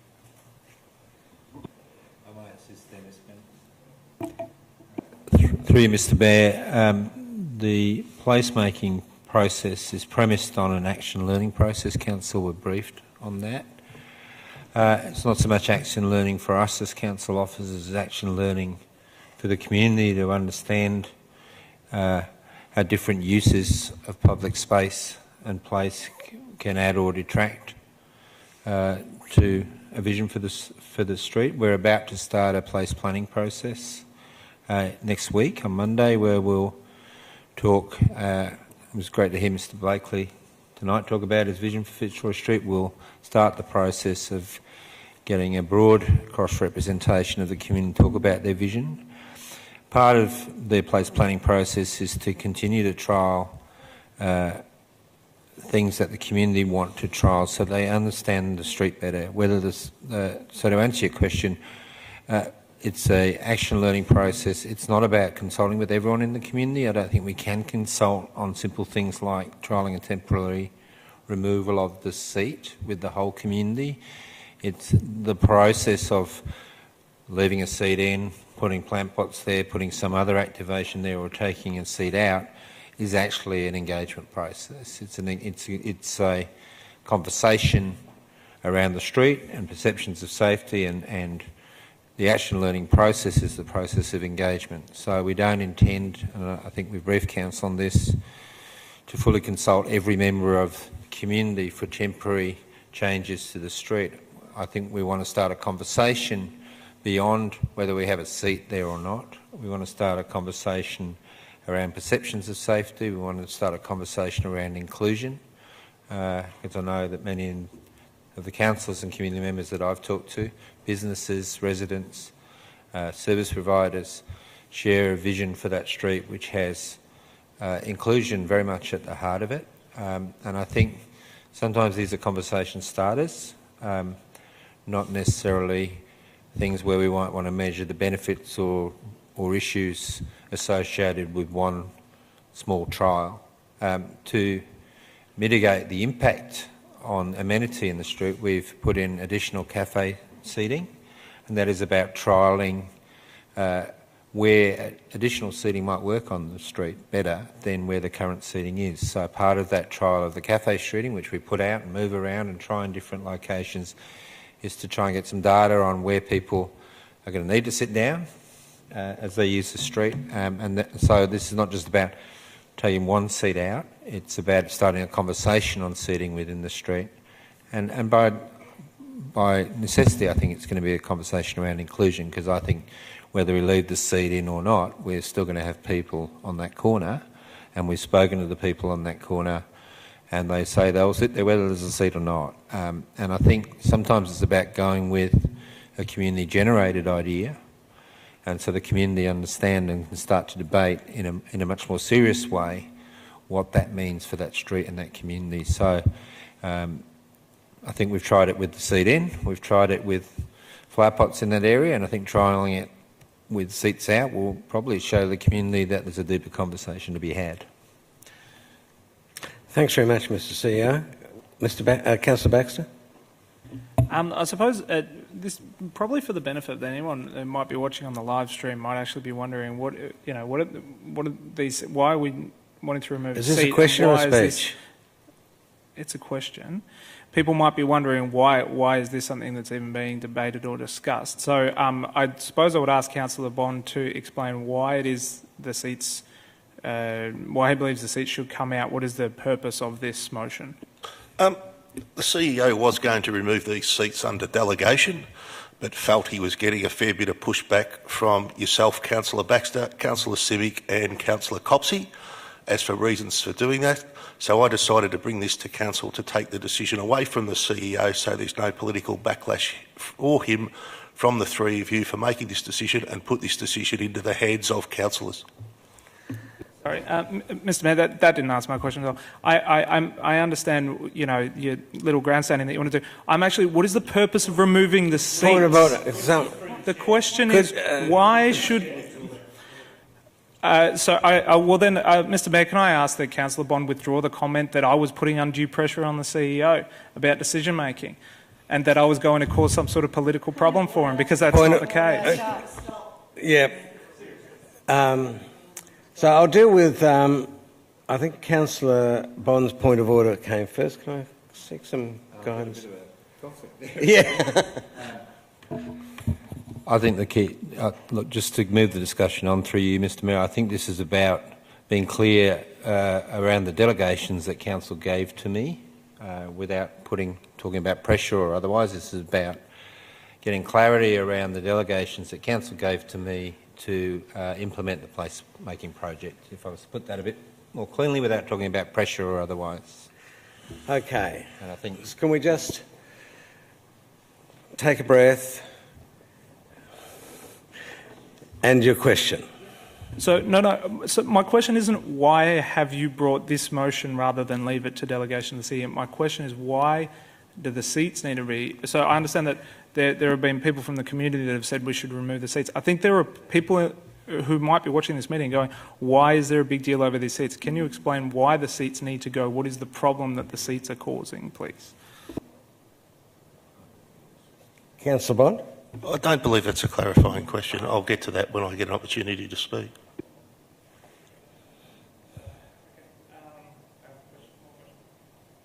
Okay, yeah. I have a question for the officers.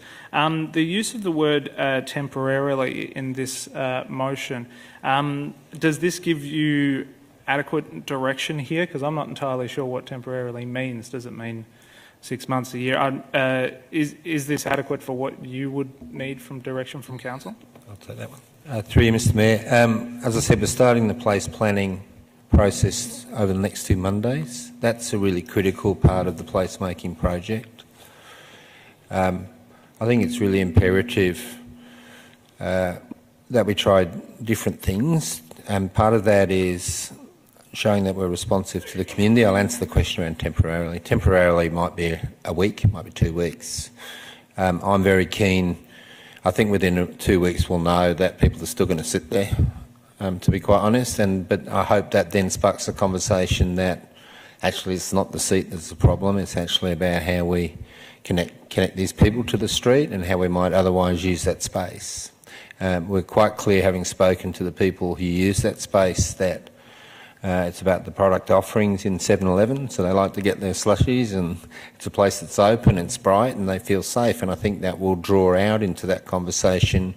Okay, so how do we keep those people included on the street, give them a place to sit that is safe, where they can get their slushies and some of those service offerings, and but at the same time address perceptions of safety and some of the antisocial behaviour. So I think that's the sort of conversation I'm hoping that a temporary removal might stimulate, and I hope, and the other reason for doing it now, or wanting to do it now, was so that it doesn't become the sole topic of our place planning discussions in the next 2 weeks. And so it's actually to build a conversation around the street and the vision for the street and the process, rather than be spending 2 hours talking about with some sections of the community who want that seat removed and feel that it will solve problems. So I think it's a conversation starter, and temporarily means 2 weeks, and I'd hope within 2 weeks we've got some ideas around how we might otherwise use the space, including putting the seat back in.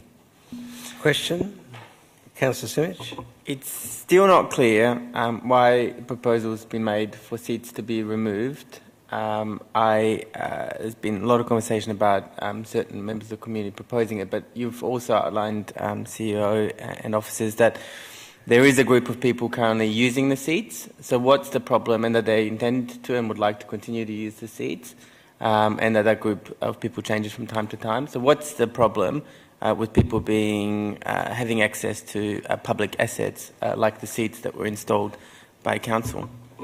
Through you, Mr Mayor, as I understand it, having talked to various people, including people who advocate for the seat to stay, the problem is that the broader conversation we need to have with that community is being hijacked by a conversation about a seat, to be quite frank. You know, we can leave it in, try different things, take it out. I think if it becomes a barrier to a conversation, and I think the other important thing to remember here is we have put additional seating in. So it's, I think there are only 2 public seats left in Fitzroy Street. That's why we put the additional cafe seating in, and we're seeing people use that. There might be more than 2. So who have we spoken to? I think we've spoken to a number of residents, businesses, residents groups. We've had a submission from the Older Persons Committee around seating on Fitzroy Street. what we're trying to do is elevate the conversation to the sort of conversation that Mr Blakely talked about tonight, which is what's the vision for Fitzroy Street over the next 3 years. So the benefit of doing this is not necessarily a public space benefit. The benefit of doing this is, I think, the action learning that the community will get from seeing that what happens when a seat's in versus what happens when a seat's out, and that there are deeper social and systemic problems there that we need to have a conversation about. I'm sorry, Mr. Chair, but that still doesn't answer my question. My question's more specifically about... Sorry, I'll just clarify. My question more specifically was about people that are currently using the seats and the sort of impact that this will have on them, and what consideration officers have had about the impact that we are likely to have on a group within our society.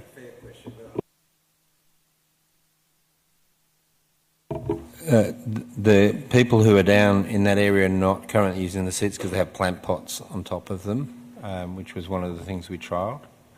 And those plant pots are not working in that location, and I think we've tried with this seating there, we've tried with some plant pots there. People will sit there, and I think and that's, we can leave the seats in there, but I think it will block a conversation around other possible solutions. It's fair to say we've been out to the community, and when I say community, we've talked to residents, traders, property owners, and said we were happy to take the seats out when I thought I had delegation for it, but please give us ideas for how we include those people and activate the space. We've had a couple of ideas, which we'll put again to the place planning group next week. And one of the things I want to be able to do is talk to more about this issue and other issues in the 2 place planning sessions, because there's clearly not an ideal solution to leave an empty space there where people sit on the ground. Okay, there's one more question. Oh yeah, sorry. Councillor Brand and then Councillor Voss. Okay, it's a tiny issue, but it's obviously very symbolic of a lot of things. And I'd like to clarify. I'd like to see if we can work some more clarification into what we're actually voting on or proposing. Which are we? I'm interested in I suppose the status of the delegation. Are we confirming a decision you've made under delegation, or are we taking delegation away from you and doing it ourselves? I'm just interested in, because it's not a decision. It's not a decision I particularly want to be associated with, in a sense, if it's ourselves. Even though I agree that the experiment that you were proposing should go on, and that's so. That's your question. That's my question. How do we clarify that? Through you, Mr Mayor, as I read the motion, it's the council giving myself as CEO clear direction to undertake the task in relation to, so in other words, to exercise the delegations that you've given me in a particular way. So it's actually, that's a halfway house. We're not taking a delegation off you. You're directing me to use my delegations that you've given me in a particular way. That's how I understand it. Councillor Voss? Thank you. I just wanted to clarify about the budget for this little project. Do you need an extra budget, and what would it cost?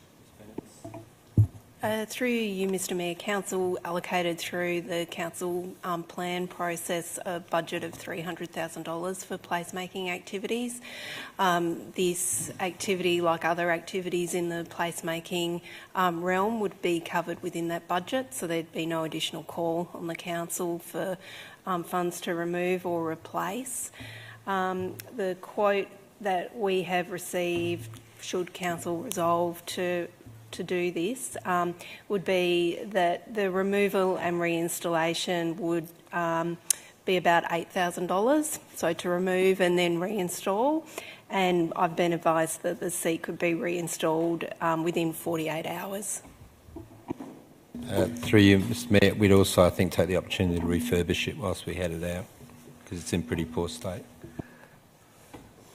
Question, Councillor Simic? What other ideas have been implemented that were raised through the placemaking sessions around Fitzroy Street? Through you, Mr Mayor, so we have been exploring a range of activities, one of which is an idea that was raised by community members around the vacant properties that are currently occurring on Fitzroy Street. So we've recently engaged a social enterprise called Renew Australia, who are currently working with and interviewing property owners about their level of interest in participating in such a program. That particular program enables property owners to provide their property to up-and-coming and emerging businesses for a small period of time. It activates the property, but doesn't lock the property owner into a long-term arrangement. So in the event that a commercial opportunity becomes available, then they can terminate that lease with 30 days notice. That particular activity will come back to Council towards the end of March, where we will have determined whether there's sufficient interest of property owners to participate in that event and activity.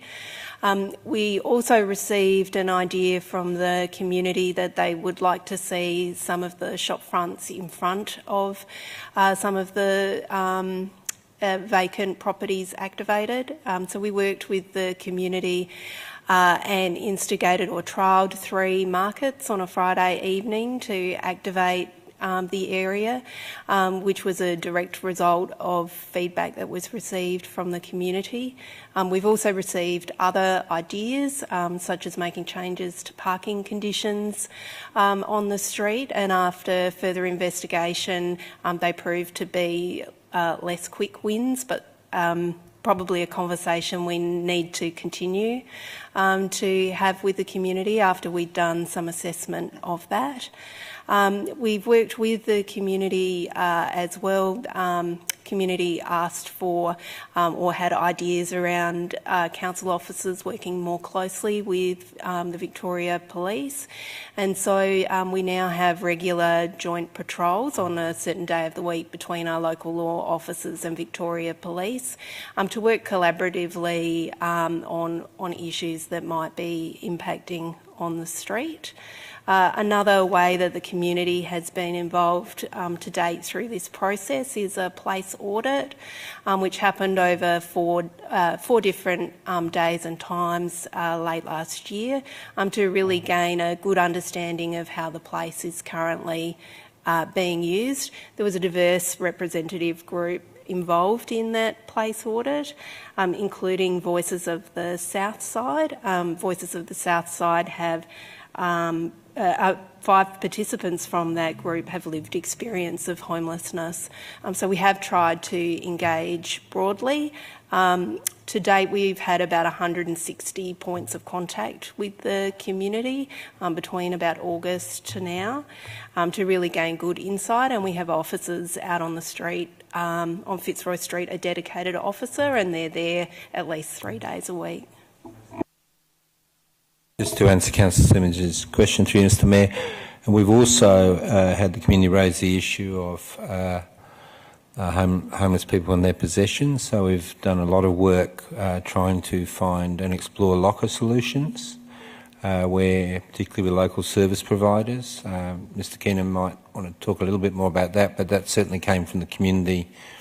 So how can we support homeless people, but also deal with the impact of a lot of possessions being left on the street after people sleeping there overnight. So we have been actively exploring a sort of locker system where that can be with a service provider, where we can connect let those people know where their possessions are, give them a key to a locker, but use that as an opportunity to connect them to the right services. So that's another action that's come out of some of the discussions we've been having. So can I just clarify? It has to be a question. What I don't like is when I hear questions that put our officers under political pressure that are raising points that should be part of the speech in rebuttal. So we know a lot about this project, we know a lot about these seats. Are there any questions about the seats? Councillor Simic. I believe that all my questions have met that criteria, but thank you for those comments. My next question is how much it costs for us to put those seats in the first place. Yeah, that's been asked and answered, hasn't it? Oh, not the original seats. Yeah. Through you, Mr Mayor, so I've been advised the implementation or the installation of the seats in 2015 was part of a broader project, but officers have estimated what it would have cost, and in 2015 dollars it was just over $9,000. 9,000. Yep. That's the installation cost or the cost?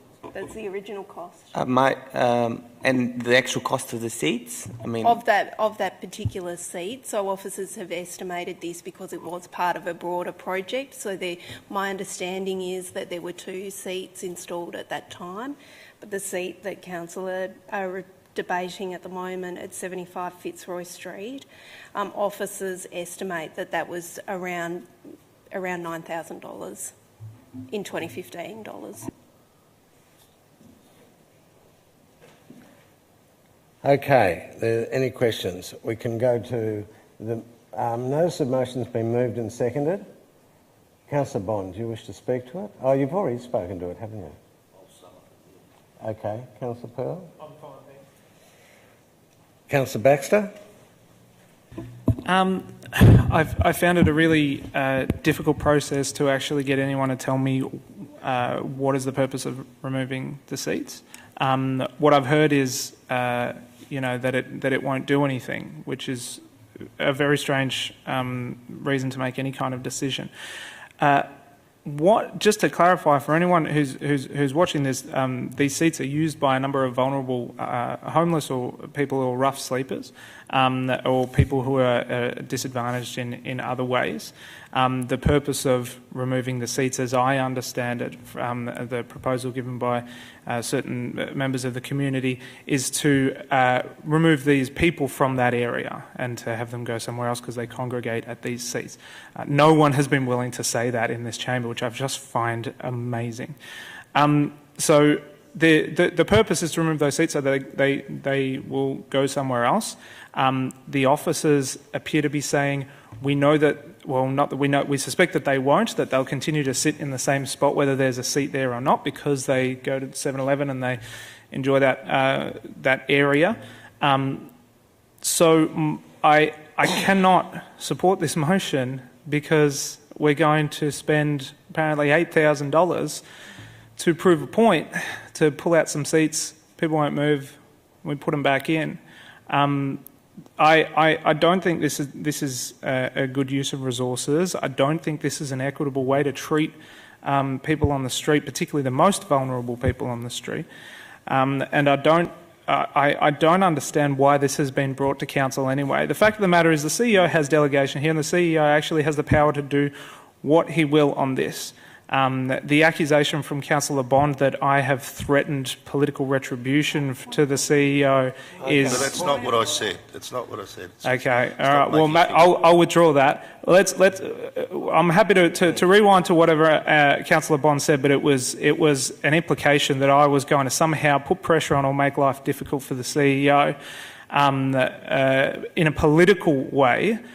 For his decision-making here, and there is no evidence of that as far as I can tell, and I'd love to see anybody bring some up. It seems to be a baseless accusation by Councillor Bond. So I don't see any reason why this needs to even be a decision made by council. The CEO has this delegation. If he makes that decision and I disagree with it, that happens. Officers make decisions under delegation that I disagree with all the time. That's a normal thing. But there's no way I can support this motion. It won't achieve anything. And even what it's trying to achieve seems completely inequitable. Thanks, Councillor Baxter. Any other speakers? Councillor Voss and then Councillor Brand. Thank you, Mayor. I think we need to be very careful about the messages that we're sending here to our CEO. We committed to give our CEO delegation to do small action learning processes, some of which he very clearly outlined may be controversial, may be a bit emotional, may be hard to tolerate, but you know, he needed that delegation. We gave it to him. And I am reiterating my support for this particular project. And so, in doing so, I actually don't want to be in this position where we need to be voting on whether this seat is there or not, actually. That's the last thing I want to be doing. But I will support this motion because I want it... I made the commitment, we all made the commitment to support, to give the CEO delegation to do those small action learning processes, and this is what I am voting on tonight. Thanks very much, Councillor Voss. Well spoken. Councillor Brand? My thinking is very similar to Councillor Voss's.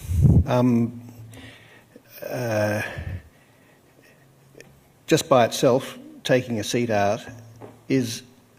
There's no way in the world that that can actually contribute positively to the long-term future of Fitzroy Street, and I certainly wouldn't be supporting it, and I wouldn't be making a decision if that was the aim, to spend some time without a seat there.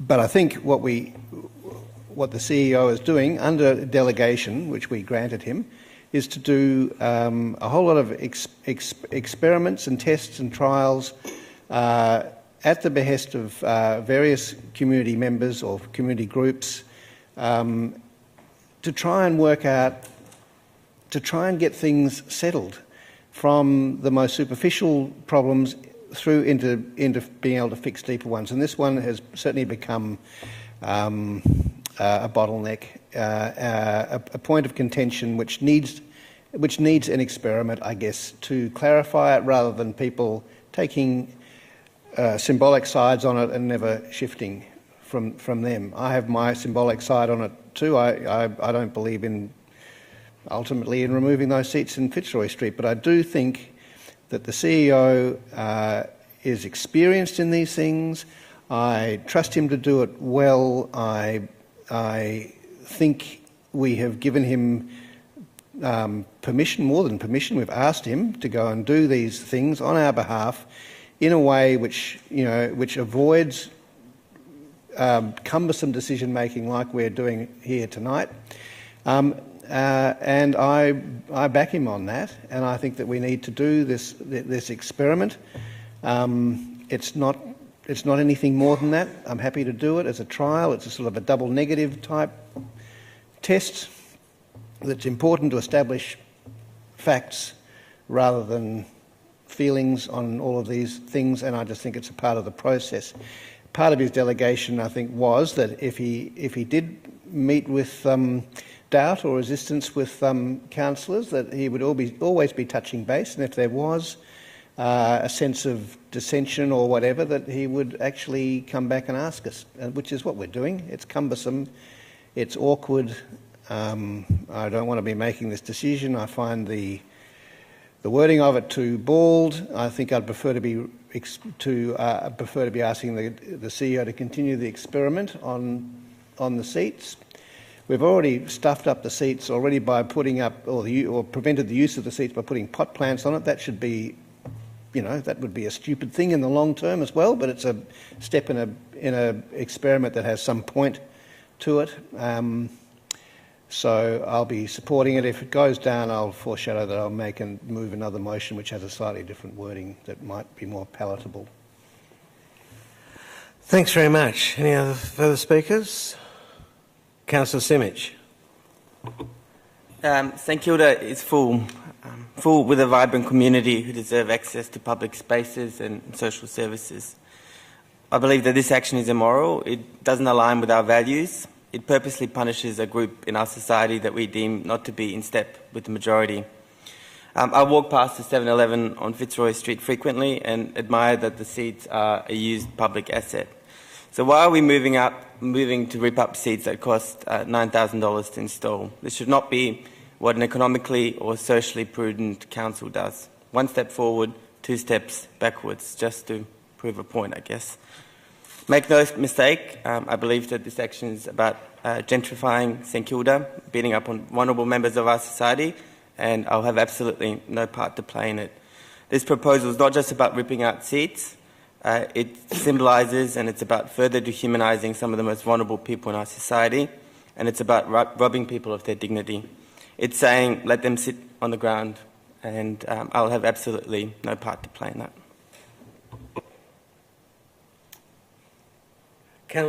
Councillor Crawford? I think the irony is if you actually hang out there a lot, they actually don't sit on the seats.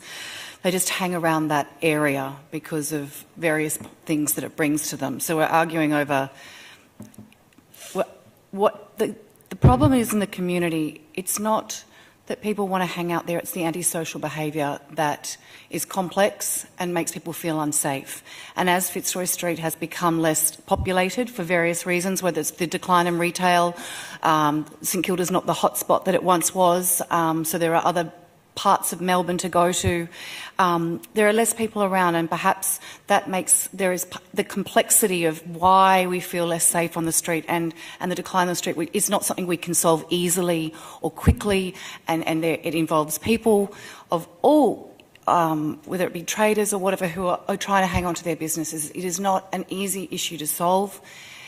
It is not about, I think this decision to trial this is about getting the elephant out of the room so that the people who think the seats are going to resolve this complex problem that is St Fitzroy Street, or the complexities that will need all to come together for it to have its new life, are not going to be resolved by these seats. So we need to get the elephant out of the room. And I think we also need to trust our CEO and the process around this. So I will be supporting it. I'm not against. I think the seats are symbolic. They're the canary down the coal mine, and it's probably going to be shown not to work in this situation. But let's get clear, our community are not against excluding people. They are just struggling with their own humanity of feeling scared when perhaps they didn't used to feel scared. So I think we have to acknowledge humanity on all sides.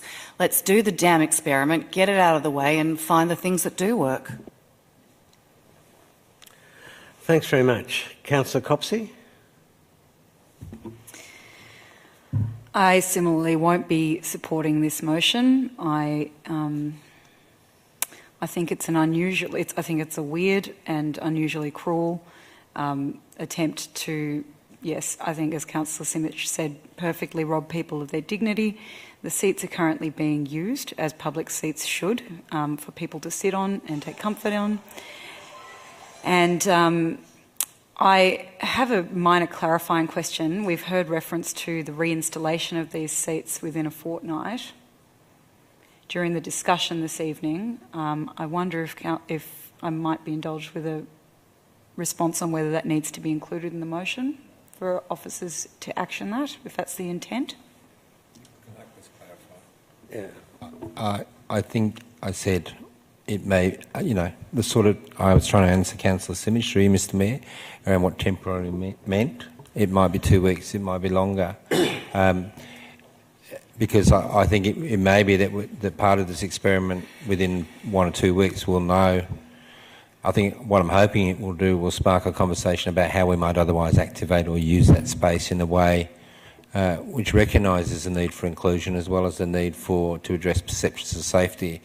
If the experiment works, and if you want to call it, I wouldn't use the word experiment, but it's action learning, then I'm hoping it generates a conversation around uses of that space. So if there's another use of that space that we want to trial, it might mean that the seat doesn't go back in and we try something else there within 2 weeks if the community is able to generate those sorts of solutions. But what's important is that the community generates solutions. I hope that clarifies. Sure. It does. We've stepped away from our... No, thank you, it does, and it confirms one of my fears, which is that there is actually no guarantee that, despite this saying temporarily, that the seats would be restored in any kind of reasonable time frame. I think it's terrible that we're referring to an experiment, which necessarily means that vulnerable members of our community are being treated as guinea pigs in a really socially inequitable move that makes the street less inclusive, less accessible. I think it's contrary to what we're trying to achieve, and I'll have no part in it either.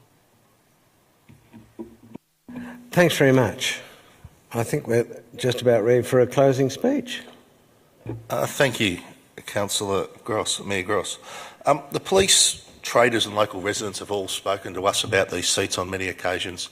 They all want them removed. They all see that location as the source of many issues on Fitzroy Street, including street drinking, which results in drug dealing, violence, and all sorts of issues in that location, and very much the perception of safety in that area. It's not just a perception. A phone call earlier this week, the convener of one of our local residents groups informed me that she was walking along there, as she does twice a day. She saw a young visitor to St Kilda being harassed. She went to assist that person and was punched in the face a couple of times by one of the people who sit in that particular area. And if you all want to come along and hear the story for yourselves, there's a Fitzroy Street Place planning session next Monday night. I urge you all to come along and speak to her. She will be there. In particular, those councillors that have voted against this who don't believe there is a problem in this area. Come along, hear from the residents yourself, speak to the traders, speak to the police, speak to the residents who live in that area, and hear for yourselves the issues that's going on there. I think that Councillor Bond is misrepresenting what councillors who've spoken against this motion, his motion tonight, and I'd ask that he withdraw that. I don't think anybody is saying that there are not issues on Fitzroy Street. I'd ask that he withdraw that comment, which is disparaging of other councillors' intent and false. Misrepresenting people is actually a breach of the law.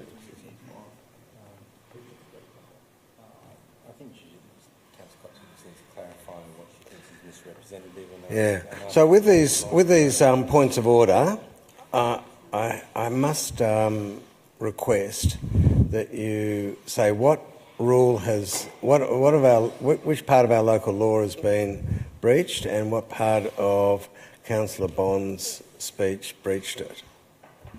So Councillor Bond has misrepresented what other councillors have said in the chamber this evening. Is that a breach of the... In our meeting conduct guide, we ask that members of the public are honest and don't make defamatory comments. I would ask that councillors be held to the same standard. Okay.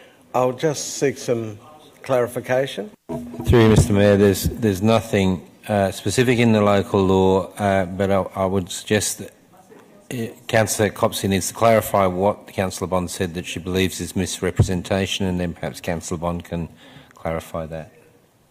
I think Councillor Copsey just did that, but I was getting advice. But perhaps Councillor Copsey could, what was the misrepresentation, and the Mayor can rule on that. Councillor Bond is attempted to suggest that that our councillors who are voting against his motion don't believe there are any problems on Fitzroy Street. That's a gross misrepresentation of what has been said in this chamber tonight. He should withdraw it. Councillor Gross, that's my opinion based on what I've heard from the three councillors tonight. So I don't believe I need to withdraw it. In my opinion, these councillors don't believe there's a problem down there. And I extend the invitation for a second time to come down next Monday night and meet the residents, the traders and the police in the local area and speak to them for yourselves, and you will change your minds as to what the issues are down there. So, on advice, I think the best thing would be if you just say that it's in your opinion. You know, you're entitled to have an opinion, and that's not a breach, but you're not entitled to put words into the mouths of other people. I don't believe I put words in their mouth. In my opinion, I don't believe there's a problem. They believe there's a problem. I'll continue. Yeah. Thank you. Look, I also believe the CEO already had delegation to remove these seats, and these seats were specifically mentioned at the time when we gave him the powers of delegation for this area. You can see from the discussion here tonight, this is exactly what the discussion was privately between councillors and the CEO whenever the matter of these seats were raised. So rather than have this discussion just continue ad nauseum, I brought this to chambers in order to ensure that clear direction was given to the CEO from councillors regarding these seats. As to the meaning of the word temporary, I believe the CEO had the powers of delegation to take the seats out. The CEO has the powers of delegation to put those seats in, and the timing for the reinstatement of those seats I'm quite comfortable leaving up to the CEO and allowing him to make that decision as he sees fit, as per his delegated powers. There's lots of great things happening on Fitzroy Street. You know, with the reopening of the SB, we've got the Pride Centre building start, the Prince of Wales, the Rain Gallery at the back of the Prince of Wales has started construction. We heard today from our officers about all the wonderful things like the Christmas market that occurred down there on the Friday nights leading up to Christmas. We're putting temporary seating out up and down the street, which we're taking away at the end of each night. We're working with people like Renew Australia to ensure that we are doing something down there, and we're working most importantly with local residents, local traders at a Fitzroy Street Place planning session, which is taking place next Monday night. I expect to see every councillor there. I'm sure some won't turn up, but I'm sure the community would love to see them all there and to be able to speak to them firsthand and express their concerns. So once we get this off the table, we can get on with the job of all the other activities we'd like to get on with down there at Fitzroy Street. Thanks very much, Councillor Bond. I'll move to the vote. All those in favour? Against? Declare it carried. Division May I call. request a division, please? Sure. All those in favour? Councillors Brand, Bond, Pearl, Gross, Voss and Crawford. Those against? Councillors Copsey, Simic and Baxter. Thanks very much. May I just make one observation? This council speaks beautifully. I think it's better if we get our views out movingly, forcefully, amusingly. We don't have to tease out the information by questions. Really, we speak very well. And I just an observation, if we could get all of the information out rather than by questions through the officers, but by the brilliant speeches that were just displayed tonight. Anyway, let's move on. 15.2, Notice of Motion, Domain Precinct Master Plan. Councillor Voss, could I ask you to read out the Notice of Motion, please? You can. I, Councillor Bernadine Voss, give notion that I intend to move the motion outlined below at the ordinary meeting of Council on the 20th of February 2019, which is today. And that is that Council, 1, acknowledges that a master plan is currently being prepared and developed for the Domain Precinct public realm. 2, requests that the master plan is brought back to Council for review and community consultation as soon as possible.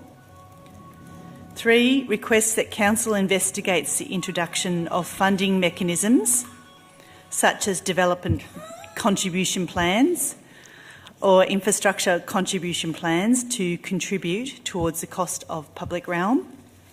4, requests that council officers consider the other areas in the Port Phillip municipality to ascertain whether a development contribution plan or infrastructure contributions plan type structure may be necessary within council's approved budget. And 5, requests that council brings back to a briefing analysis of the development contribution plans implemented in the city previously to understand the strengths and the weaknesses of past DCPs and provide an update on the process for an updated St Kilda Road North Amendment. That's been moved by Councillor Voss, seconded by Councillor Pearl. Go for it. Thank you, Councillor Pearl. Oh, sorry, are there any questions? No. Okay, go for it. I just wanted to say the St Kilda Road North area has been undergoing significant change, and especially over the last couple of years. And when C107 was first contemplated and consulted on and the amendment was developed, no one thought there would be a train station going in there right now. Who would have thought that there would be as many applications being applied for as they are now? It's actually exceeded everyone's expectation, so we haven't really prepared properly. So I'm asking for the organisation to look at some DCPs, and while this might be a little late, it's better late than never. We need to assess whether the DCP contribution is a viable option for this area, and and if it is, we ensure that the developers do contribute to making this area a livable and lovable area. And while we're at it, this motion also requests that officers assess other areas in the municipality that we may need a DCP in as well. It could be Elwood, it could be South Melbourne, I don't know where. But we need to have that information at our hands. And also, as councillors, we need to see whether the DCPs that have been carried out in other areas, such as in Port Melbourne, have been successful, whether they've achieved the aims, whether they've cost council more than we anticipated, or whether the developers have actually paid for all the infrastructure as required. And the last thing there is a master plan, and I just wanted to thank the officers because they're well and truly in the process of preparing a public realm master plan, and we're looking forward to consulting on that with the community, and I've been contacted by many people in the community to say that they're looking forward to that as well. So, councillors, I urge you to support this motion. Thank you. Thanks very much. Councillor Pearl? When I first got on council, I was surprised to discover the process hadn't been followed previously to put DCPs into this area, and I don't think, based on the information we gave in those briefings, that necessarily it's going to be successful, but I commend Councillor Voss on trying. I wish we'd done this 6 years ago in the previous council, and I'd be very happy if we can get something up for this area. From the information we've received previously, the cat's probably bolted on this one a bit, but I agree with everything she's got in her motion here, and we need to ensure that we... did I miss something? Sorry. Oh, did I say the horse is bolted? Did I say the cat? Sorry about that. Point of order next time, Councillor Baxter, you might want to call on me. So support this, but you know, it would have been wonderful if we had this in place 6 years ago. But let's we can't go back in time, but we can change the future. So good luck. Sorry, I wish to go back in time. We're going to get some advice. Through Mr Mayor, can I just check with the mover and seconder, just the front end of the part 5? Request that council brings back to a briefing. I think the request is that we have a council briefing, or that officers bring to a council briefing the items that the mover has asked for. So if we can just get the wording right on that, with the mover and seconder, be happy with that. Okay by the mover and seconder? Yeah. Thanks very much, Mr CEO. Thank you. Yep, they've both indicated they're happy. Yes, I'm happy with that. Okay, speakers. Councillor Simic. As the other ward councillor for this area, I just wanted to thank Councillor Voss for bringing this motion to us tonight. I agree with it fully, and I agree with what's been said by Councillor Voss and Councillor Pearl tonight. I won't reiterate the points, but urge other councillors to support us three Gateway Ward councillors in achieving this outcome for the community and for our council. Thanks very much. Any further speakers? Let's move to the vote. All those in favour? Great. Declare it carried unanimously. Before I go on, could I foreshadow that we actually have an item of urgent business? And we've finished reports, so let's go on to reports by councillor delegates. I'm seeing a complete underwhelming lack of need to report from councillor delegates, so let's go on to Councillor Copsey. I might just report that residents will have seen the deepening crisis around recycling collection that's unfolded over the last week or so as council's rep on the Metro Waste Forum. There have been briefings available, and I understand that the Metro Waste Forum will be discussing the crisis and council's collective response to that at their meeting tomorrow, which I'll be attending on council's behalf. Terrific. I might be dropping in for half an hour and then leaving. Okay, thanks very much for that report. Do we need to move and second receipt of reports or just move on? Move on.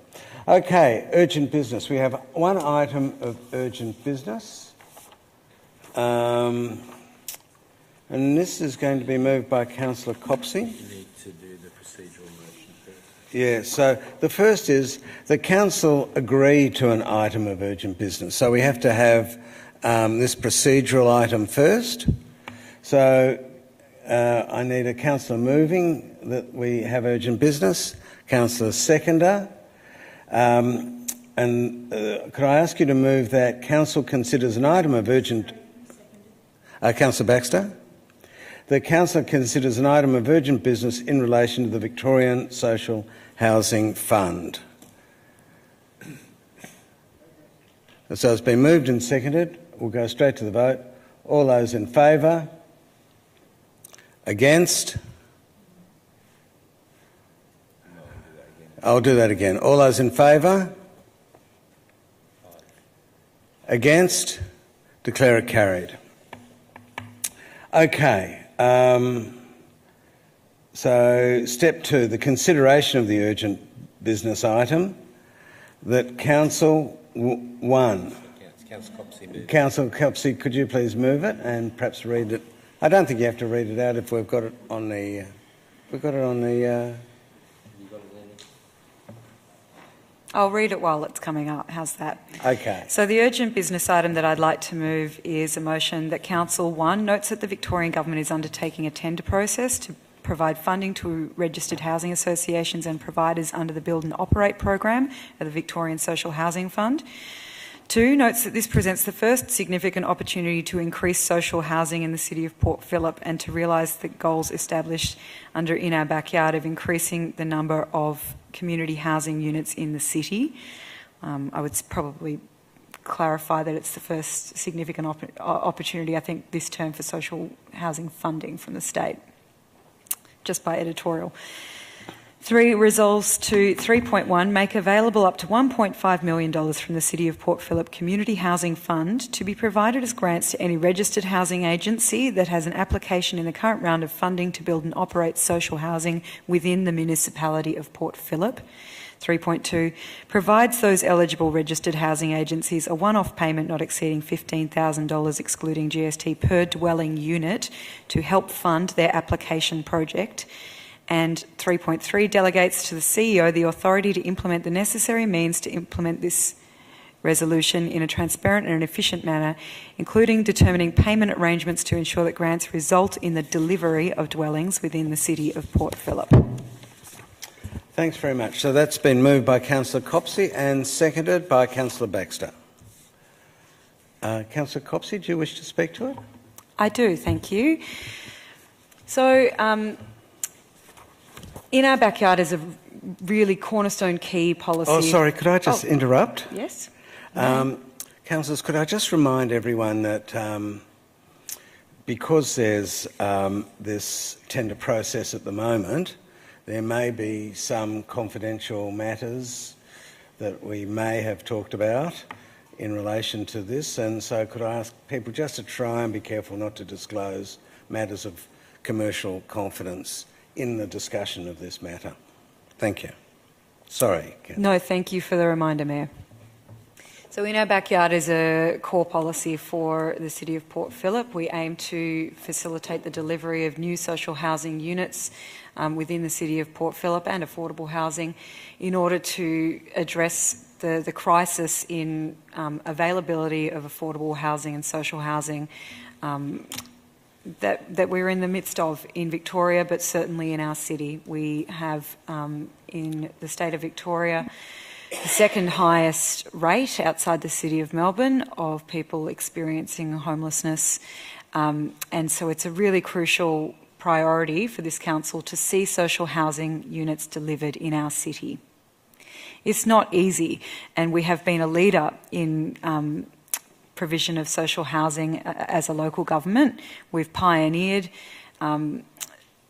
partnership approaches and funding models that have resulted in the past in great projects. And my motion tonight is to seek to provide access to registered housing agencies that may have an application active in the current round of the Victorian Social Housing Fund from the state government, with the best chance at success in that funding round.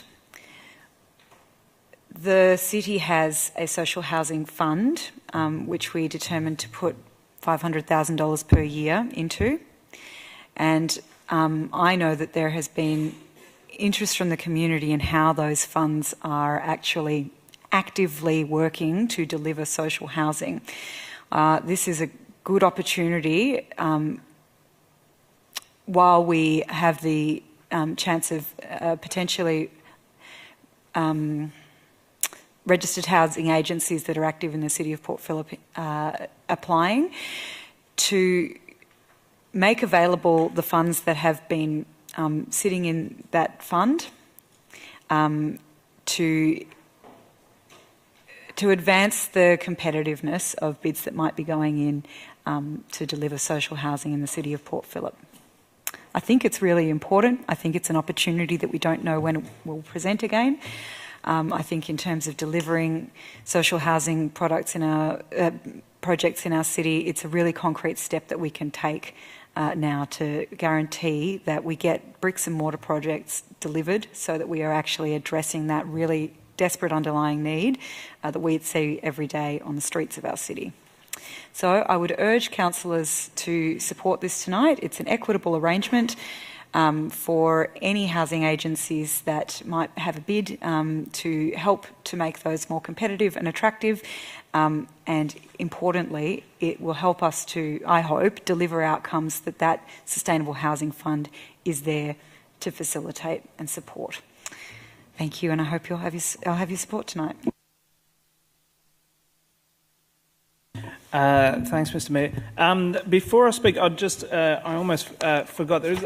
I wondered whether the mover might be happy with a minor editorial wording change, and I said this to Councillor Copsey earlier today, and then promptly forgot about it until now. It's simply that in 3.1, where it says that has an application in the current round of funding, that we just, it's kind of already specified, but just make it very clear in the current round of Victorian government funding. Just to really clarify that is what we're making things available for. Is that acceptable to the mover of the motion? That's fine. Sorry? Sorry, Councillor Baxter and Mr. Mayor. I just noticed as you were pointing that out that it should probably say intends to put in an application, because the actual round hasn't. The application is most likely haven't been submitted as yet. They're intended to be submitted. Intends. Is that's also... That's also acceptable. I also think that helps the...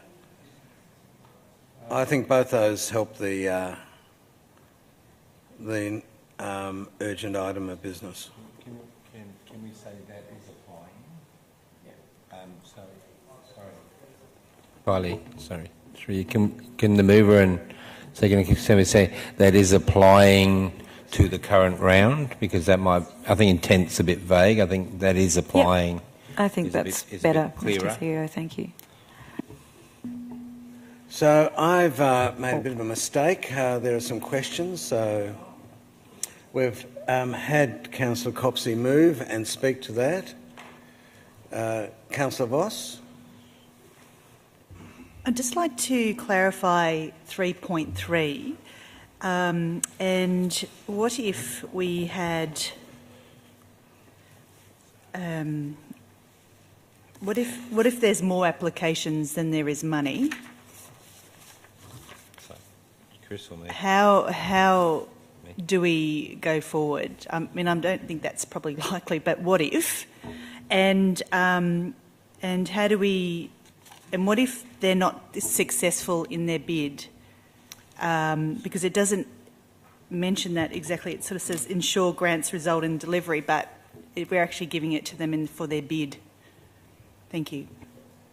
Through you, Mr. Mayor, in terms of the first one, the important point to note is that the fund is limited to the $1.5 million and it's up to $15,000. So in the unlikely case that we had more housing units delivered than was available in the fund, we would prorata the amount of money equally across all. So it might go down to $10,000 or $11,000 or $12,000 per unit. And in the second part, relating to, sorry, what was the second part of the question?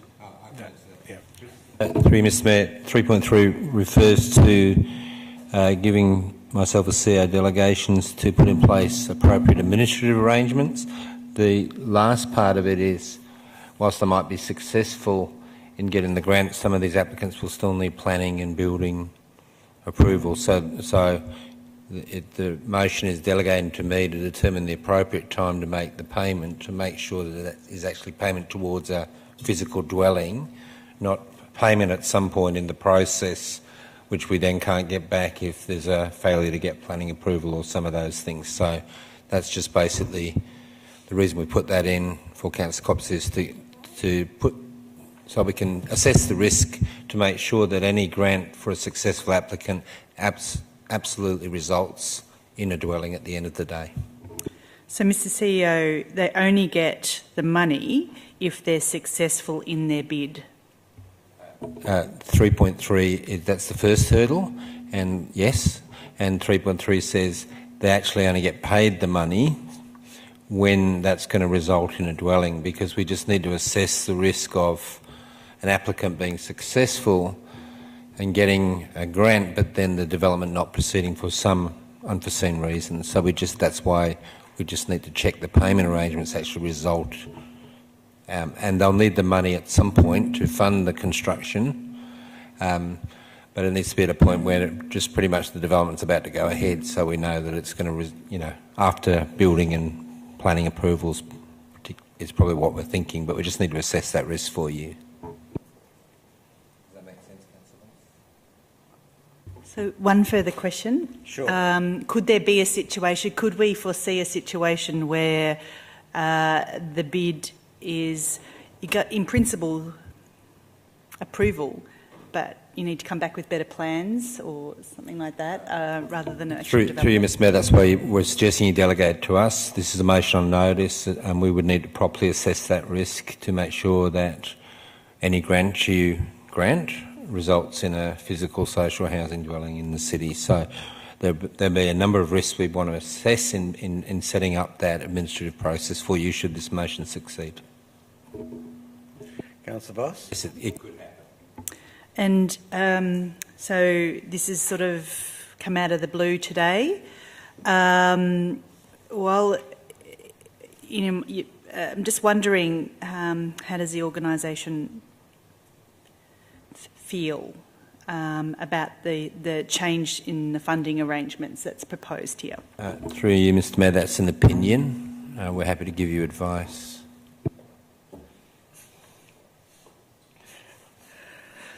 Yes, Councillor Bond.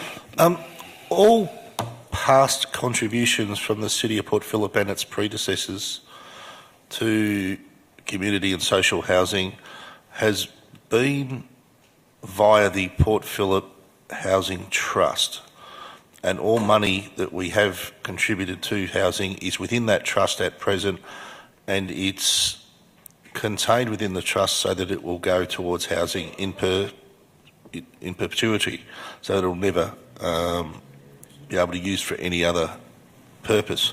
And the question is? Will this contribution also be to or quarantined within the Port Phillip Housing Trust? Through you, Mr Mayor, Mr Carroll may assist. My understanding is the Social Housing Fund is the $500,000 per year you've been putting aside separate to any previous arrangements you've had with the Housing Trust. So there is a reserve, Mr Carroll, I think, of $1.5 million, which we're calling the Social Housing Fund. Through you, Mr Mayor, yes, the $1.5 million is built up in council reserves, so it's cash held by council that it can allocate for future housing projects.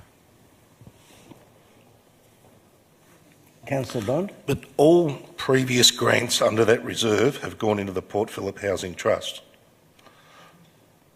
Through you, Mr Mayor, there was a previous arrangement I think it was around $400,000 per annum for about 10 years. That went directly to the Port Phillip Housing Trust and was solely for their use. The intention with this, the latest funding that's been established, is that council retain that until it found eligible projects or purposes to expend it on. Councillor Bond and then Councillor Follow-up Ross. question, but the reason it was retained by council, because it was envisaged that that money would either go into the Port Phillip Housing Trust or another housing trust that we intended to set up should we allocate housing funding to a housing provider that wasn't Port Phillip Housing Association or Housing First as they're now known. But it was always envisaged that that money would go into a housing trust of some description, not just to be handed over as cash to anyone. Through you, Mr Mayor, this is a little bit outside of my portfolio. This is... Mr Mayor, but... We may need to take one on notice, but this happened before I arrived here, but my understanding is, having reviewed previous council decisions on this, that it was put aside, it was taken out of a grant that was given directly to the trust previously and put into a general fund to promote social housing. But I would have to go back to the council decision to check the specific purpose, Councillor Brand. My understanding was a general fund to promote social housing. Councillor Voss. Thank you. Under this option here, it's quite possible that quite a lot of money could go towards a registered housing agency. What protective mechanisms have we got in place to ensure that our money, our assets, protected going forward, and that they don't, in a few years' time, sell that property and go somewhere else? Mr CEO. Through you, Mr Mayor, this would be a grant for the purpose of having housing in the social housing in the city of Port Phillip. In terms of the grant arrangements, there could be some mechanisms that we would put in under clause 3.3 to make sure that the housing was stayed in there. This is, as we said, it's a motion on notice. We'd have to consider those. That's certainly one of your objectives in our backyard. So whilst you're delegating to me under 3.3, I would consider what are the mechanisms we can do in a grant round that would try and ensure that the housing or the value of the grant stayed in Port Phillip. The fact is it will be for dwellings in the city of Port Phillip. Most of those will be new dwellings, so it's a question of how far you can lock it in perpetuity versus encouraging social housing in the city of Port Phillip. That's a policy call for yourselves. We'll do what we can within the administrative arrangement. If the Mayor will indulge me, speaking out of turn, certainly the intent of this is to deliver social housing dwellings in line with the policy objectives of In Our Backyard, which is social housing units in perpetuity. If adding the words social housing dwellings in perpetuity to the final line of 3.3 would help clarify that for councillors, I'd be and wouldn't be unduly binding for officers, I'd be willing to consider that.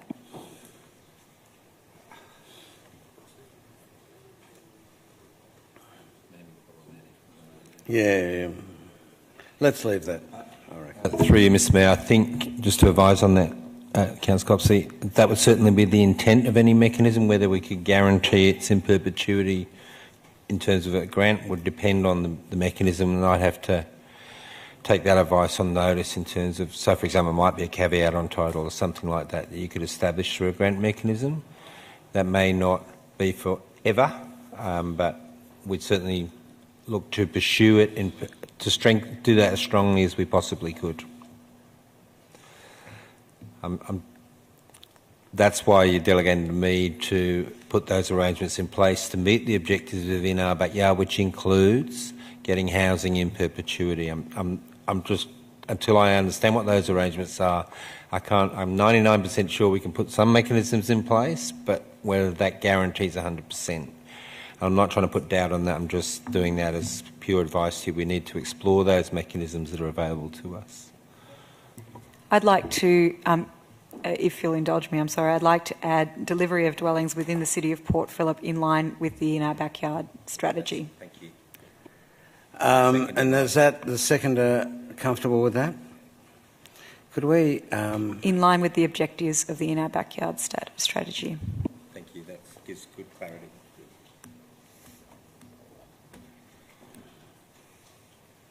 Okay, so we've had questions. Councillor Copsey has spoken in favour. Councillor Baxter? I'll try to keep it brief because I know you're dying there, Dick. I will... basically, I'm very happy to support this. I think this, you know, we've got a large amount of money that is earmarked for social housing. We don't have a huge amount of projects to choose from. So in a way, this is a way to look a bit further afield and just look at some possibly ready-made projects that are already applying to the state government, but may need just a little bit of support to actually get over the line.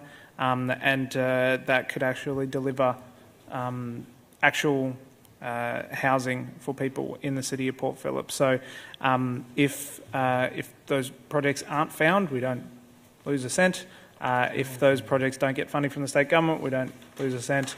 It seems to me a smart move to try and bundle this in with this funding round that the state government is going through, and to see what we can, what projects we could nudge forward with them. Councillor Simic? We're in a way bound in our actions with the framework that's been set by the state government as a result of the In Our Housing for Victorians announcement, which happened a couple of years ago. It's $1 billion fund which was set up, and the interest of the fund's currently up for discussion, because that interest intends to fund projects across Victoria. We know that in our metro projects, particularly for areas like ours, tend to be more expensive than other projects. And what we're doing is responding to the framework and the circumstances set by the state government, and encouraging our opportunities, or creating opportunities for ourselves to achieve as many of the outcomes of our In Our Backyard strategy as possible. I know that the In Our Backyard strategy sets quite ambitious goals, and over the last 2 years that we've been on council, we haven't seen any social housing outcomes that we've been involved with. It is possible that the fund, which got its first round, that applications are currently being submitted for, might not have another funding round for years to come, maybe 5 years from now. We don't know what will happen next. Circumstances are constantly changing, but in the context of the current circumstances, this proposal is about giving opportunities for housing within the City of Port Phillip the best possible foot forward. So I certainly really support it, and indeed think it's necessary. As a councillor, I spoke very much about the importance of housing vulnerable people before I got elected. We know that homelessness is growing in Victoria. We can see that by walking down streets like Fitzroy Street, Acland Street, Carlisle Street, Clarendon Street. Throughout our municipality, we're visibly seeing more rough sleepers. We know that we've seen a decrease in emergency housing accommodation over time that we've been on council. So it is really prudent and important for us as councillors to do everything we can to create these opportunities for more housing, so that we can address some of the deeper social issues which are really evident within our community, and we have responsibility for. We want to work with the state government on. This is our opportunity to work with the state government collaboratively and other organisations to get outcomes for our community, so I really support it. I'm going to speak to this motion and break the rule of This Mayoralty. I'm going to speak against this motion. Doesn't mean that I mightn't vote for it in 2 weeks' time if it's deferred or if it comes back. I think I've spent the whole of this today thinking about why it was that we would get up housing application after housing application in the past and how we're struggling now. And I think I've got some views which I might share with you over the coming days. I think this is an incredibly well-meaning motion. I don't mean that in a condescending or patronising way. I think it's a motion that understands that we have an obligation of policy, an obligation of humanity to try and help with this. But I fear that it may be frittering money away, and essentially because I feel like I'm flying blind. I don't know how many and who's putting up applications in this current round.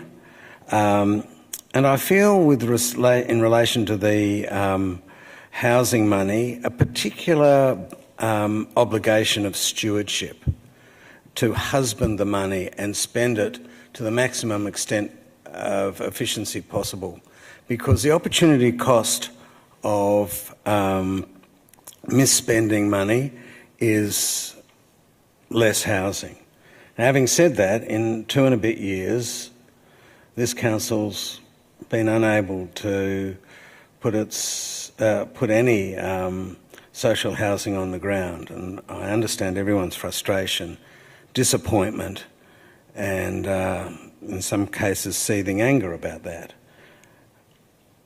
The problem with this is 3.2, because what it says is that there's this range of registered housing agencies. We're going to make them a payment, and we don't know whether they need that payment. We don't know, because it's all mired in commercial confidentiality, whether they were going to get their application over the line without this payment. So we might be making a payment needlessly, unless I've got and I'm happy to be told by Councillor Copsey's closing that I've misunderstood it. But I just feel that if there's registered housing agency X and they put up an application and we come in with our offer of money and they would have got that application up without our money, well, that's not what I call proper stewardship of precious resources. So I suppose I'm saying patience. That patience may be 2 weeks until we get some time to get advice and consider this, as I say, well-meaning and probably important resolution. But tonight I just can't bring myself to vote for it. But I thank everyone who's moved and seconded it, and I wish I could join you in this quest. Thanks very much. Councillor Voss. Thank you. I just wanted to sort of put my thoughts on the table as well. I'm actually quite supportive of what's being proposed here. I think it's really clever, and I think it could actually deliver. And I think there's probably enough support here that it probably will get up. But I'm going to vote against this proposal. And the reason I'm voting against it is because I think we do need to spend more time to flesh out the important details. I just don't think we've done it enough. It's a lot of money. I agree with you about the stewardship. I don't think we've thought about all the protective mechanisms that we need to, put in place. And I know we've got a lot of pressure on us because the date that the applications need to be in for this funding round is fast approaching, like the next couple of days or something. So we're, got this urgent motion tonight to try and it really only sort of presented itself today. And so to be fair, we haven't had a lot of time, to go through it. So I think there is a lot of merit here, but I'm going to vote against it. Councillor Brandon and Councillor Bond, please. I'm going to vote for it. the more that I think about it, the better idea I think it is. I actually think it's a really clever idea, and I certainly want to thank the officers and councillors who've crafted it, who've thought it up as a strategy, and who've fine-tuned it to the point that we have. I think it's a really clever way of using these funds that are sitting there in the Sustainable Housing Fund in a way which just doesn't sort of expend them on a project that hasn't undergone scrutiny, or we don't know whether it's going to be a good project or not. This is actually helping boost our chances of getting social housing in this city through a rigorous process, which is the government funding one, and it's really giving each of the housing proposals, whatever they are when they come up in that funding round, a better chance of getting up. And if they are seen to be worthwhile by the government, they have a better chance of getting up because of this. So we will have helped that. And if they're not seen as worthy, well, no amount of this sort of fractional boost is actually going to help it. Even if a sort of a even if for some of those proposals that get up, if this wasn't strictly necessary, it doesn't make it a pointless investment, because the housing body that received it would have more money left over to do more, so it would still be with the recipients that we would want it to be with, even if it wasn't attached to a specific housing thing, so it's not a total disaster. I think it's really important to do it now. If the funding round is in the next, sort of closes in the next couple of days, it's part of. There's no point in doing it afterwards. Somebody would have backed it, but didn't get up. This is the time to do it. I think it's a really good idea, because I think from what I've gathered over the last few weeks when we've been talking about this general issue, in the inner suburbs, social housing faces some particular disadvantages. Property is incredibly expensive. It's incredibly contested. It's very, very highly controlled. Height limits and this and all the regulations around it make it extremely difficult to develop compared to housing, further out in sort of more freely, less regulated land, and also because the most ideal sites for social housing are probably in the inner city, in the city where most of the services are, most of the transport is. It's something which we should be, I guess, assisting, not just in the city of Port Phillip, but I mean, a good thing for Melbourne would be if there was a greater preponderance of inner city housing, social housing, than further out. And we do our bit in our part.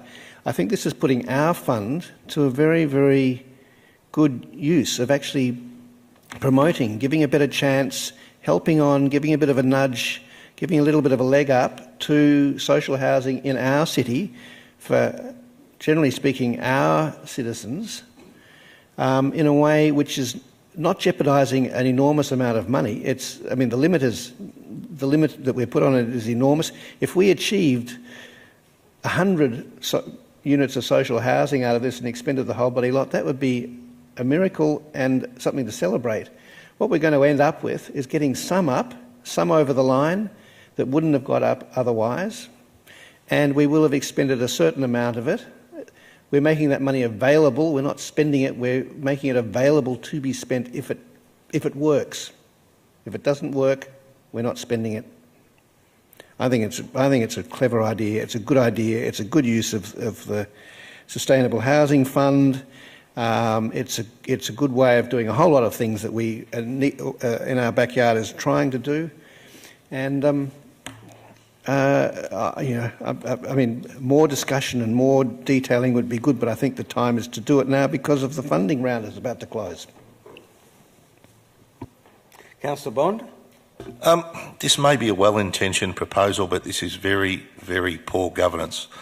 This city has a long history of supporting social and community housing, and we've built up a large portfolio of housing stock that is locked away in perpetuity for the purpose of housing. It was achieved through considered decisions where all money and assets and buildings were deliberately put aside into a trust so that it would always be there, and that the ratepayers of Port Phillip, as the governors of that trust, would always be able to say that those assets are theirs.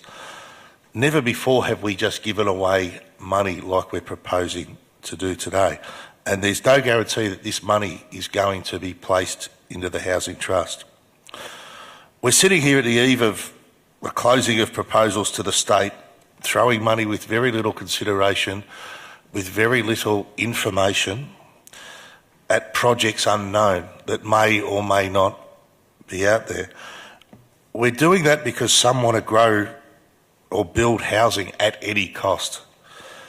However, brash decisions like this will have a cost in the future, and that cost will be less housing for this city in the future, make no mistake. These decisions rushed like this will not increase housing in the long term.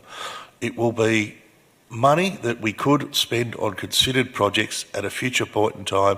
There will be an opportunity that we will not be able to capitalise on because we've spent all our money at 10:15 at night on a proposal that only came to us today that we have no real information on. So, as I said, this is very, very poor governance to be pursuing or expending funds like this. Thanks, Councillor Bond. Thanks, Mayor. Councillor Copsey, I think your heart's in the right place, but you've gone around about this, I think, in a rush fashion. I had some issues today and wasn't able to attend our normal meeting that we have during the day, and I didn't read this till I actually reached the council chamber. I would have appreciated a phone call to take me through what you're proposing here, given the significance of it. And without any transparency to our community, having been able to read this even for a week on the agenda package, this is not the sort of item we should be considering under an urgent motion. It lacks any basic corporate governance, and lack of transparency equals lack of trust. You erode that trust over time, something goes wrong, future generations of voters won't trust this council to make investments on behalf of them, and those investments will get smaller. That's why we do things properly. We do things in a considered way, and we ensure that money goes to places where we can ensure we get results. We don't do that, and that confidence in the current housing stock wasn't built up with half-baked ideas or last-minute expending of reserves without a full considered response of officers and time for councillors to consider such a huge motion. My family are a product of public housing, and I understand the place it has in society and the benefit it provides. But I think your heart's in the right place, but the way this motion goes about it doesn't satisfy any basic modern corporate governance criteria, and I can't support it.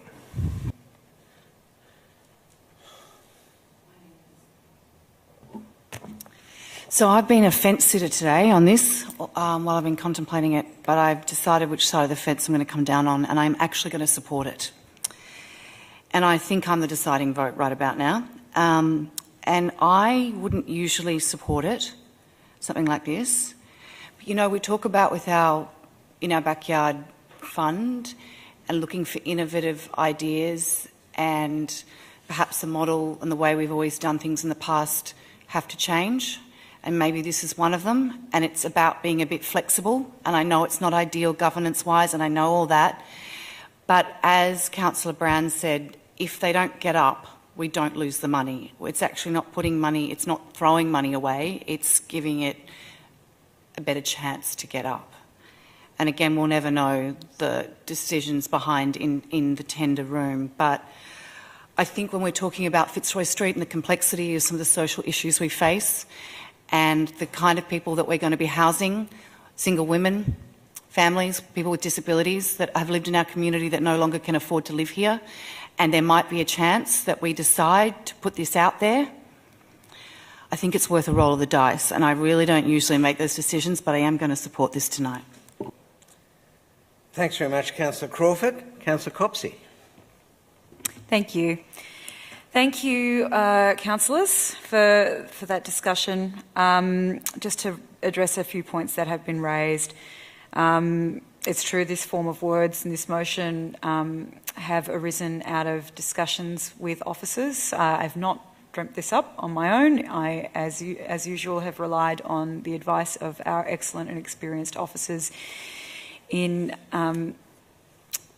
developing a proposal for consideration of councillors as to how we might access the funds that we have earmarked for delivery of social housing in the city and how we might do that in an equitable way that's going to guarantee the delivery of the product that we're seeking, which is homes for people.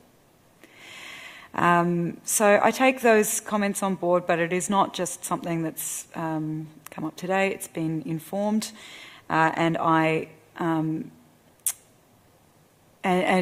the delivery of the model will be informed by officers' advice and expertise going forward as well. I think it's really, really important that we take the opportunity to secure the outcomes that we can when the opportunity arises. We don't have anything else earmarked for the social housing fund at the moment, and it is not delivering houses, and the need at the moment is urgent. The opportunity is there. As Councillor Crawford said, and Councillor Brand, this is a way to ensure that our local providers have the best opportunity to access the current round of funding, and this is a way that we can actually invest the social housing fund in a really meaningful way to back success. And I thank the officers for their help in preparing this. I wish all those who are applying to the current round of Victorian Social Housing Fund all the best in their applications. Council certainly wants to see you succeed. We certainly want to see more dwellings delivered in our municipality, and we certainly have the need. So thank you, councillors. I'll leave it at that and we'll go to the vote. Thanks very much. Move to the vote. All those in favour? All those against? Declare it carried. All those in favour? Councillors Brand, Copsey, Baxter, Crawford and Simic. All those against? Councillors Bond, Pearl, Voss and Gross. Okay.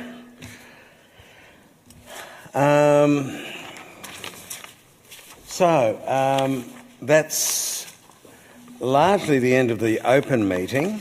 Could I just ask for, we have some confidential matters.